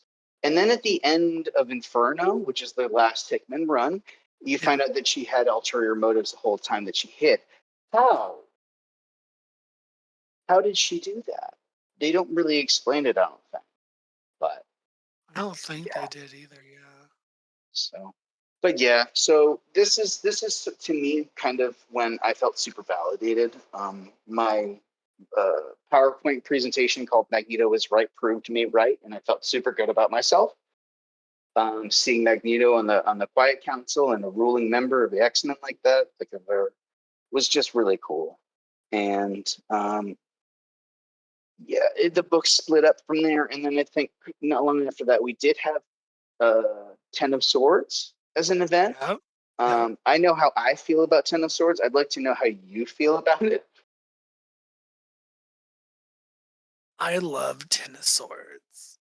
I loved it a Really? lot. I loved it a lot. I liked it a I, lot. It was so fun.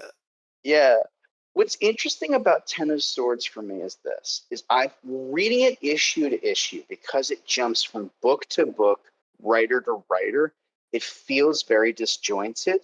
But what I do like about it is that it introduced into the lore of the X-Men stuff that is actually my current favorite stuff going on right now, which is the Iraqis, which is Iraqo, Yes. and sort of everything going on there. So as I was reading Ten of Swords, I was like, I'm having trouble following this. I don't kind of understand what Annihilation is. I don't understand what Ament is. I don't understand what the Twilight Sword is. And I was just confused with all of that. And it builds up and it switches writers and stuff. And so I just had trouble with it. But once it kind of came to a close and we got to the Hellfire Gala, it was worth it all to me. Oh, It was worth it yes. all to me. So Oh, yeah, the Hellfire Gala. yeah. So right. So to cover for people who don't know about Ten of Swords, basically there's an interdimensional tournament between two different islands of mutants. Yep. Araco is half of what Krakoa was. Krakoa was once an island called Okara. Araco was sent to a mutant, sorry, some sort of demon dimension, and all of the Iraqi mutants, which were even more so than on planet Earth, were basically at war or imprisoned for like thousands of years until they came back to Earth, and there was a fight between them, and the X-Men won. And the result of that was a couple of things. It was that there would be Apocalypse and his wife Genesis would Yeah. be living in Ameth from then on out. And Araco, the island, a living mutant island, would come to Earth now with millions of mutants added to the population. Yeah. So, um, and the way this plugs into the Hellfire Gala is honestly kind of my favorite X-Men comic of all time, to be honest with you. So Um, when the Hellfire Gala happened, it was meant to be this celebration of of Krakoa, right? Yeah. For mutants to celebrate with humans the prosperity that they've had working together. But in this big party, to have some sort of fireworks display or whatever. And what they did is sort of the revelation is that the Iraqi mutants had kind of been gone from Earth too long. They tried to Yeah. integrate with Earth. They tried to integrate with Krakoans, but Iraqis have just a very different sort of warlike mentality Yep. that just didn't jive well with Earth. So what do And they to do? deal with, yeah, They what go they get them do? another home. Oh yeah. So this is Mars. Mars. And so what I love about this is that I went into X-Men. So there was the Hellfire Gala itself, and then there was Planet-Sized X-Men. And I didn't know what Planet-Sized Yes. X-Men meant. at all. I went into it blind, and it blew my mind. So yes, exactly. Magneto goes to the Behooved. Quiet Council. Exactly. Um, right. Magneto goes into the Quiet Council with the idea to terraform Mars using mutants, to use mutant circuits and mutant powers to restore life to the Red Planet and to move Arakko there. And that whole issue is amazing. It is no fighting. It is mutants working together to terraform a planet, set it up for life. And it's beautiful. It is, so that is actually my single favorite X-Men comic of all time. Like I said, I just thought it was so beautiful because no fighting, like I said, no controversy. It is cooperation and creativity and creation. And then Storm being a boss ass bitch. Yeah. Oh, becoming the leader Yes. of Morocco, and how she proclaimed herself as the voice of the solar system known as Soul. And Yes. well, actually, she didn't do that yet. They're like, we're introducing a new leader, and Doctor Doom's like, who the hell is that? And Yeah. Storm comes in, and probably the best panel of Storm that I've ever read in my life is that Yeah. she says, me, Yeah. I am the voice of Soul. Ooh, it's Yeah. so good. So Yeah. good. She just stuck it to the It's so humans. good. Yeah, it made so much sense too to make her the region of Mars, right? Like she is. So Magneto is my favorite X-Men character, and Storm is a close second. I would say sometimes she's probably above, um, but it just made so much sense to have that be the person in charge. It And they did. did crazy stuff too, right?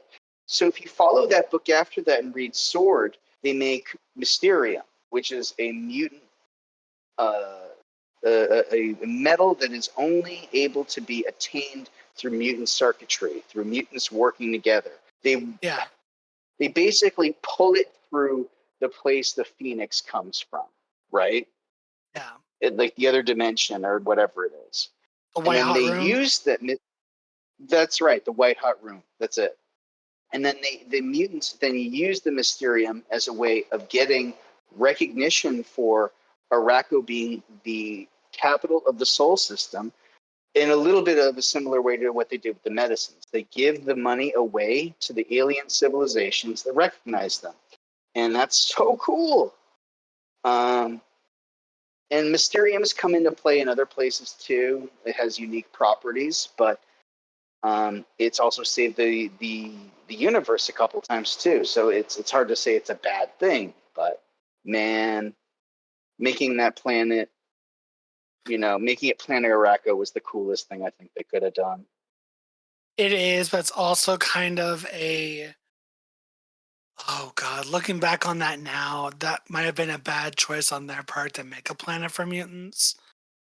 Because Mm-hmm. as we're seeing with the fall of X, I think my Yeah. predictions are going to push the mutants off world, and they're all going to be on Arakko. Charles was trying to send everyone to Arakko, but I think in the end game, I think everyone's going to go to Yeah. Arakko. I mean, that was the idea. That was what he Yeah. thought. He thought he was sending them to Arakko, which would have Yeah. been different. But yeah, I agree. That was one of the most frustrating things about that Hellfire Gala issue, and I guess we'll see how it plays out in X-Men Red. It's sort of where were the Iraqi mutants? There are teleporters there. They would have been able to help, but yeah. So So that was amazing. That was the Hellfire Gala, and then a little bit after that, they had the trial of Magneto, and I'd like to just very quickly talk about how dumb that was, where they faked Wanda being killed so that she could be resurrected through the mutant resurrection process and create the waiting room, which would allow any mutants that died before Cerebro was invented to be resurrected. Is that right? yes. So, there we go. But she's not even a Cool. mutant. So it's like, bruh. Damn. I know. And he didn't even get I blamed for it. So No. now, No, he okay, didn't. But like, he clearly was the one that did it. Like, I've read that yeah. book a bunch to try to understand what the fuck happened. Like, how could she have died? Did she let herself get killed? Who did it? I still don't know. I still really don't know. Yeah, because I was But thinking it's like someone did it. But then Toad was blamed for it, and I'm like, what? No. yeah, There's and then no goddamn way Toad could kill a Scarlet Witch. that's just laughable. That's Like, yeah. it's just ridiculous. They just threw him under the bus, just throw him under the bus. Yeah. So yeah, so that's that. And then we kind of get the last bit of Hickman here in Inferno, which is sort of Charles and Magneto trying to kind of fix things in Krakoa as best they can while working with Moira. Moira has done a lot of things um, to prevent failure in Krakoa. One of them, that no precogs could ever be resurrected there, which brings her into conflict with Mystique, who they promise the Bring resurrection Destiny. of her wife Destiny. Right? Yep. Yeah. And even though Mystique does what's they're asked, they say no, and she tricks and she figures out a way to bring her back anyway. And that's when shit falls apart. That's when Destiny basically comes back and she's like, oh, hi. Yeah, your shit stank. Moira, she's a bitch. Yeah.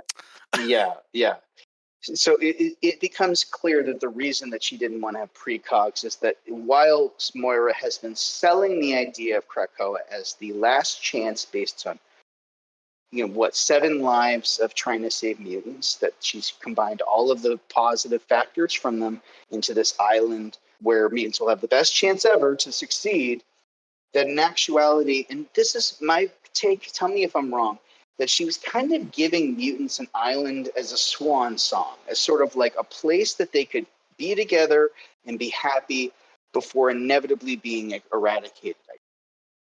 And Yeah, that she'd also been, right? Is that it? That's the idea I got, is that she made the island. She said, oh my gosh, just put them all in one place so it's just easier to get rid of them all. Right.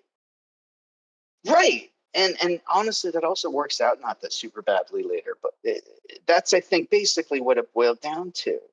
And that she didn't want precogs around because they'd be able to see that she was going to do that. They but would it's see like her such shit, a yeah. very, they would see her, and as soon as Destiny's back, she makes moves and gets her kicked out, which is smart. I love Destiny. But she is such a sassy bitch. Oh, I know. I really loved her in Sins of Sinister stuff. I'm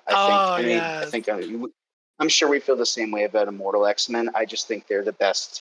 They're the best lesbian couple in comics to me. Literally. And I just find them super endearing. They're so flawed, and they do so much messed up stuff just to be with one another. I don't know. It's beautiful and fucked up.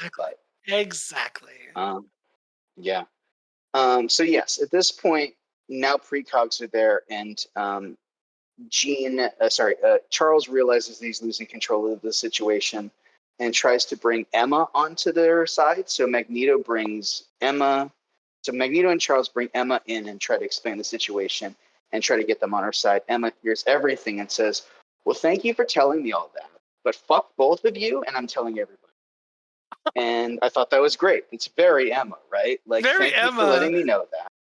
Now I'm going to tell everyone. But fuck you. I'm going to literally tell everybody what you just said. And so Magneto and Charles try to deal with Nimrod on their own. They get their asses kicked and they are killed. But they're not resurrected right away. Emma uses the time, like a week or so, to sort of inform everybody of what's been going on and kind of check both Charles and Magneto in this situation. Yeah. She's like, y'all gonna sit there for a minute. Y'all hoes are gonna sit there for a minute, putting your faith in that goddamn bitch. They're gonna wait. No, this is how far you got us, and you need to stop because this is the Quiet Council. and not just the quiet, 2. Yeah, But exactly. yep, yeah. And so that brings me to Arakko. So at this point, this is what I was talking about before. Magneto announces that he's leaving the Quiet Council of Krakoa. And as a founder, this is a big deal, right? That he has decided to leave. And it's not super clear why he's leaving Krakoa. He says he's sort of retiring and then he's exhausted, but he's going to retire to the new planet of Arakko that he obviously helped terraform, and that's what he's going to do. He goes there, he sets up sort of a house for himself in the middle of nowhere, and forms a relationship with a guy named the Fisher King, who is an Iraqi who actually is not technically a mutant, but becomes close friends with Magneto. But what's interesting is the reason that Magneto gives for why he had to leave Krakoa. So on Krakoa, obviously, now with the waiting room in place, any mutant that's ever lived can be resurrected. And that gave Magneto hope for his daughter Anya, who died. But what it turns out is that Anya was not a mutant. And so she can never be resurrected. And so Magneto is on this island where he feels it is a paradise and death is meaningless. But the person he wants to see the most, he can never see again. And so he admits that he was tortured by being around all of these people who have death be this meaningless concept to them, while the one person he wants to see, he can kind of never see again. And so he needs to remove himself from Krakoa, and that's why he leaves and moves to Arakko. And I thought that was such a cool thing to put in there. Because I think it's very believable, and it also underlines this thing where people will say, Magneto hates all humans, and Magneto doesn't only likes mutants, and that's not true. He cares for people too that are humans, and this is such adamant proof that he does. So, yeah, Exactly. um, And then, and on this, at this time, Magneto joins the Great Ring of Arakko, the ruling body. He has to defeat Tarn the Uncaring, who is a real POS, basically. And after he wins, he also then makes the executive decision to remove himself from the resurrection protocols. The reasoning for this is that the Iraqis don't believe in mutant resurrection. They say, we are not afraid of a life that ends. And so as a way of proving himself as truly Iraqi, he makes it so that if he dies moving forward, he cannot be resurrected. And that comes into play very soon, because then we have Judgment Day. yeah, with AXE. the internals again. Yeah, with the Eternals and shit. Mm-hmm. The Eternals, I swear, they're like, oh, mutants can resurrect, can bring themselves back to life. Yeah, not on our watch, bitch. Send in the Celestial. Mm-hmm. Exactly. Yeah. Well, they're haters, right? I mean, I've read the Haters. Eternals run the build. I read the Eternals run building up, which is also Gillen, by the way, and it's wonderful. Yeah, I really loved liked it. it. The way they gave the Earth like a voice and a personality was really cool. Yeah. And the tenets of the Eternals being like actually making sense was great. But yeah, basically, long story short, the Eternals get a new Prime Eternal Druid who decides that mutants are deviants, and that by merit of them being able to resurrect themselves, which normal deviants can't do, they will just die, that they are a threat, and to be proactive with this, and to attack the mutants and to eradicate them as kind of a way of proving himself as a worthy Prime Eternal. Druig is like, I will exterminate mutants, and that will win me as a king for probably ever. And So that's where the Avengers and the X-Men and the mutants teamed up together to be like, because it's Eternal versus the mutants, but the Avengers are like, whoa, whoa, whoa, whoa, whoa, whoa, whoa. What the fuck? right. Right. And I mean, the Eternals are scary too, because Yes, they are. you can kill them, but they come back every time, I think. Yeah. Yeah. The way I remember it being in the Eternals comic book is like that the Earth is a machine in the middle of it, and you kind of can't stop it from resurrecting a dead Eternal. It just would. Yeah. So, Yeah. It's a factory. it's pretty cool. So yes, Druig then decides to be proactive and to attack Araco, the planet of Araco, which is a smart move. It has the most mutants. It's isolated from Earth, and the way he does that is through a guy that is basically the grandfather of Thanos. His name is Uranos. Yeah. He is an extremely old and genocidal Eternal, who has even other Fuck that Eternals guy. say is a bit much. Yeah. He has. I remember some of his rules being crazy. Like part of the Eternals' rules is like to protect Celestials, right? To not do harm to Celestials. He would take that to the extreme where he would imprison Celestials so they couldn't hurt themselves. But Yeah. he also thought he would also propose things like that if a deviant can come from a human, kill all the humans, and then there's no deviants. So stuff like that. I could see the apple did not fall far from the tree.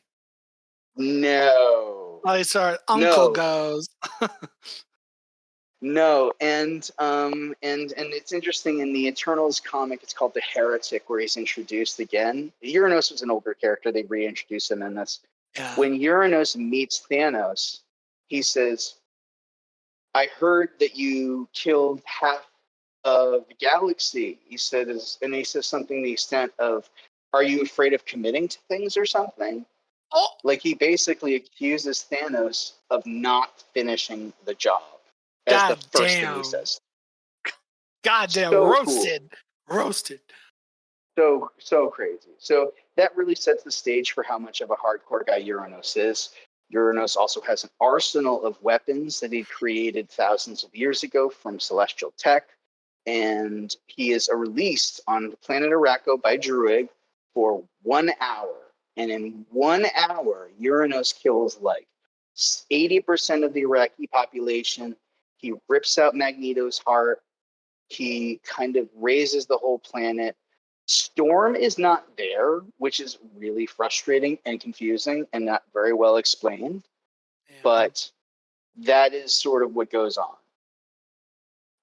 But And Magneto then, had his heart. You go ahead. no, I was gonna continue is that Magneto gets his heart ripped out, but he keeps himself alive by using his powers to pump his Yeah. blood, which is fucking That is gross. so gross, and it makes sense. There's iron in blood, but it's like, jeez. Wouldn't he have to look at his open gaping chest? Oh, so I mean, gross. it's like just so much little bits of metal to move around. The concentration is crazy, right? But whatever. I took it at face value. It's I cold. was just happy he wasn't dead outright. Right.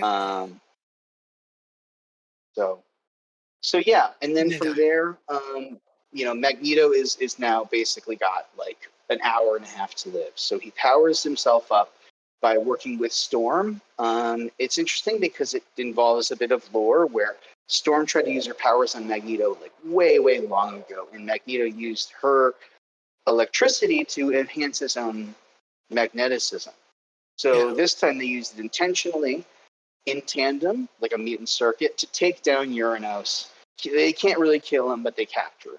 And they've kind of done what they wanted to do. And this is, to me, the most beautiful part of all of this. So at this point, Magneto is taken at Uranos and kind of die finally. And two things happen. One is that Magneto asks Storm, as he's dying in her arms, to do something for him, which is to keep an eye out for Charles, basically.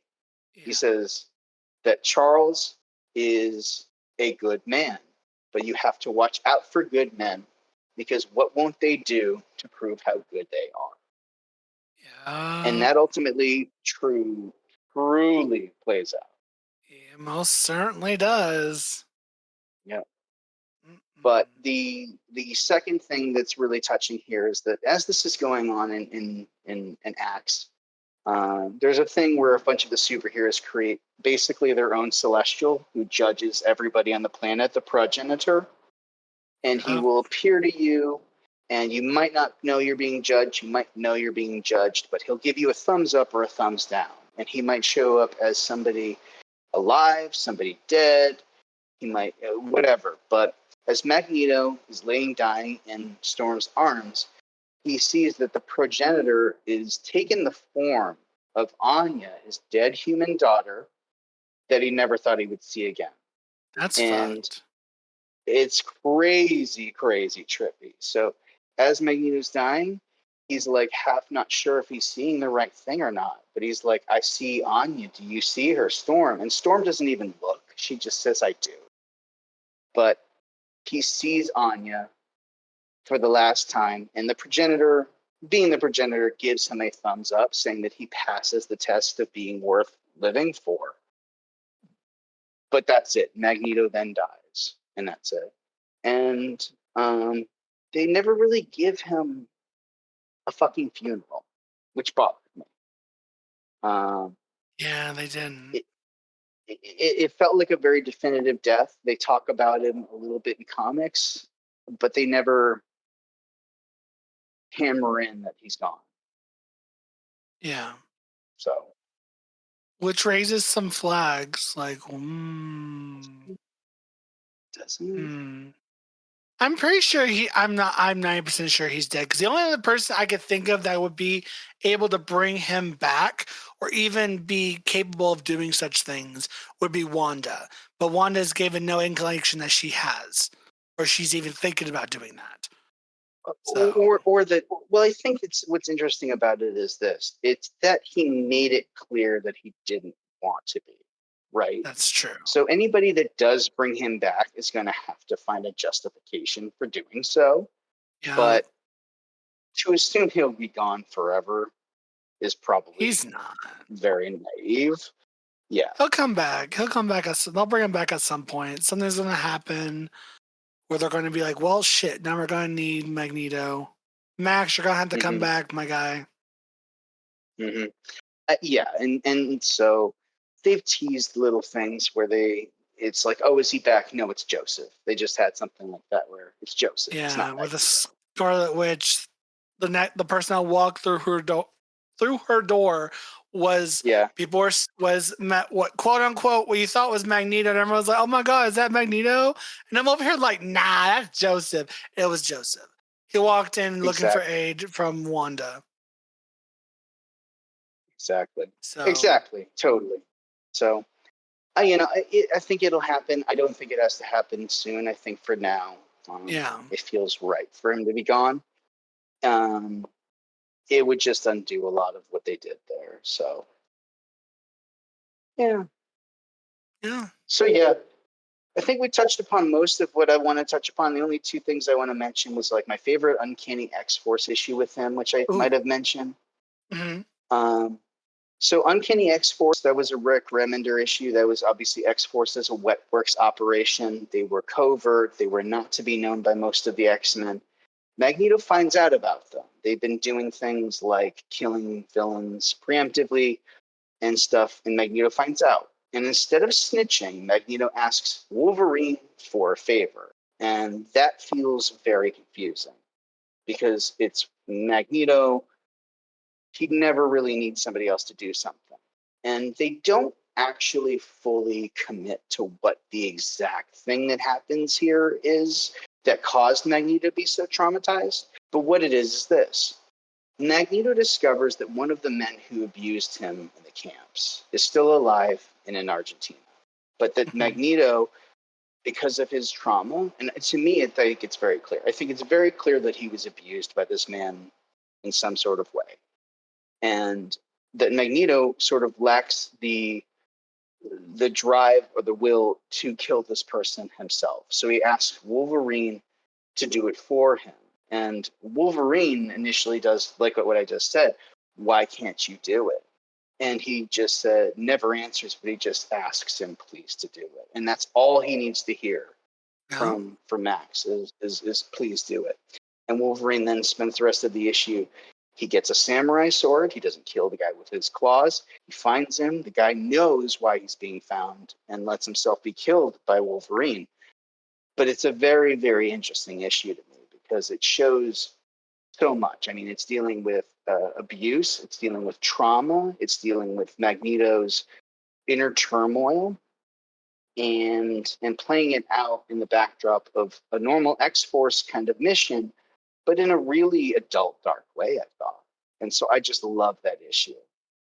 Yeah. No, agreed. That is a very good issue that explores all those aspects of Max. Yeah, And exactly. kind of ties it back to his origin. Exactly. Ties it all back to, who he is, where he came from, what that means to be a survivor. What is that? What kind of things does he struggle with on a day-to-day basis? Like, clearly he had to be keeping an eye out for this person to appear. But yeah. So where So does that it was leave one thing. Max And then now? the other thing, Oh, go on. Sorry. Go on. I was going to say that just leaves us with the most fun part of this, I think, which is the question of Max and Charles and what they are to each other. Gay couple. They were lovers once upon a time, or they are still lovers. I think they're I think one of them is really confused about it, honestly, and I think it's Charles. I think Magneto's a bisexual king, and I think he's just comfortable knowing that this person needs to come around to their feelings, maybe. But Charles just seems like he can't let his guard down around guys or something. I don't know. Charles is a very interesting person because I do think, because I do agree, because I think Max is very well in the know that he loves, I think he genuinely loves Charles. I think Charles is closeted. Like he loves Max. Yeah. But he has a weird way of showing it. Where he almost uses that to his advantage to manipulate Max. Honestly. Right. I think that's true. When you look at the times, go on. Sorry, go on. he is. No, you're right. Go. Please finish. I think I know you're going to say.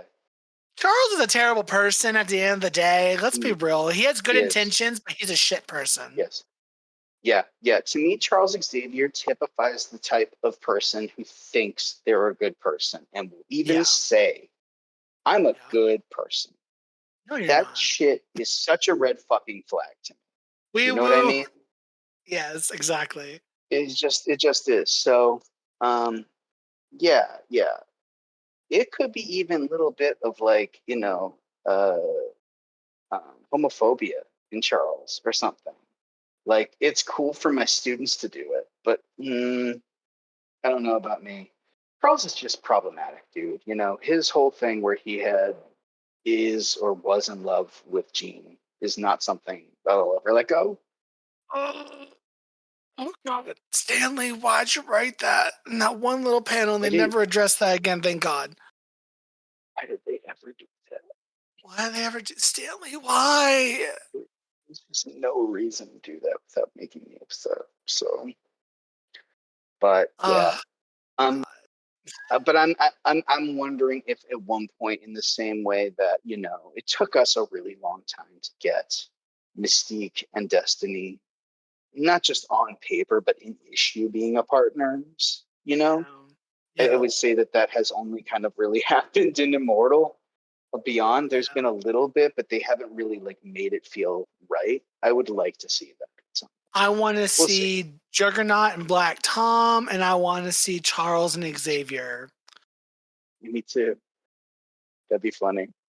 I would have issues with Black Tom because I read some of Chuck Austin's stuff where Black Tom does some really dark stuff, and I've never really been able to forget about them. But That's fair. I mean, it's basically like he kills a kid. It sucks, but whatever. He's also super crazy at the time and having like a secondary mutation, so who knows? But I love Juggernaut. And I thought that was one of the best things and the worst things about that Hellfire Gala we just had. Right. Juggernaut's an X-Man. Juggernaut's not an X-Man. Juggernaut's still alive, though. I don't think he's dead. It's hard to know. He looks pretty fucked up, but yeah. With the helmet, yeah. I don't think he's dead, though. I don't think he's done yet. I hope there's going to be a moment where he really knocks it to motherfucking Nimrod, rocks his shit. Like, ooh, when Jean gets back, ooh, it's on site, Nimrod. Ooh. I would love to see that. I think we're gonna have to have some sort of comeuppance. My thing is just that I don't want it to feel as quick and empty as Fall of X Hellfire Gala felt. I want it to be so the many long things game. happen. Yeah, I want it to be long and painful. And I feel like that's what Jean's doing with Firestar. She's playing the long game. For sure. And she's like, these motherfuckers are playing the long game, bitch. I could play the long game and I'll do it better. Exactly. Yeah. And blame Beast. Beast. Throw him under the bus.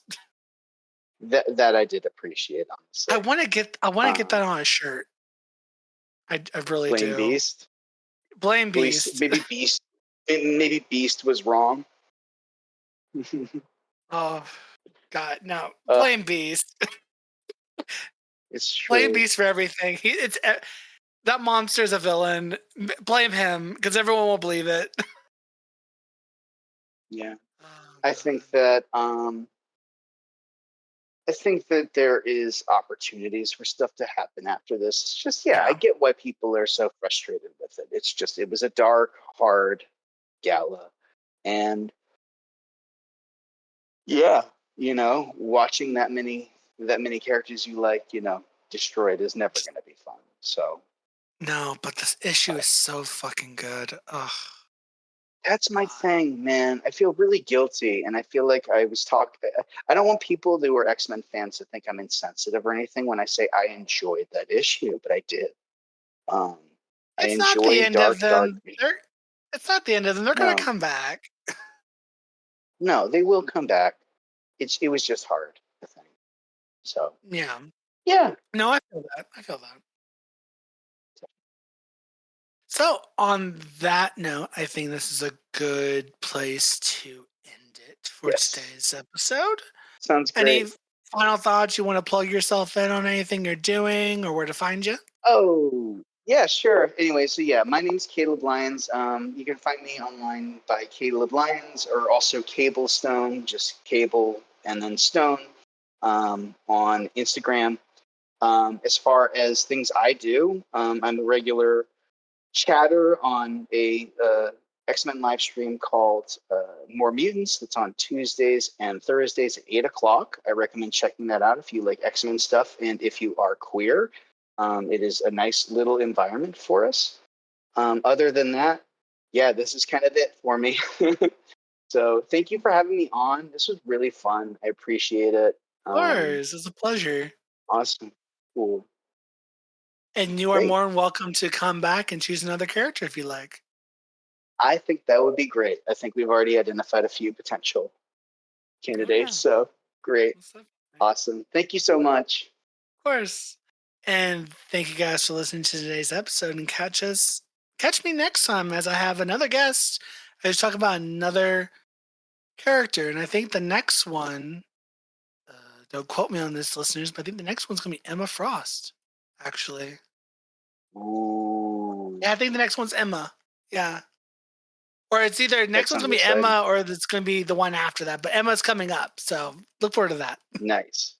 Well, I'm looking forward to listening to that too because Emma's amazing. So great. So on that note, bye, everyone. Awesome. Thank you so much, Devin. Bye. Take care. Everybody have a good one.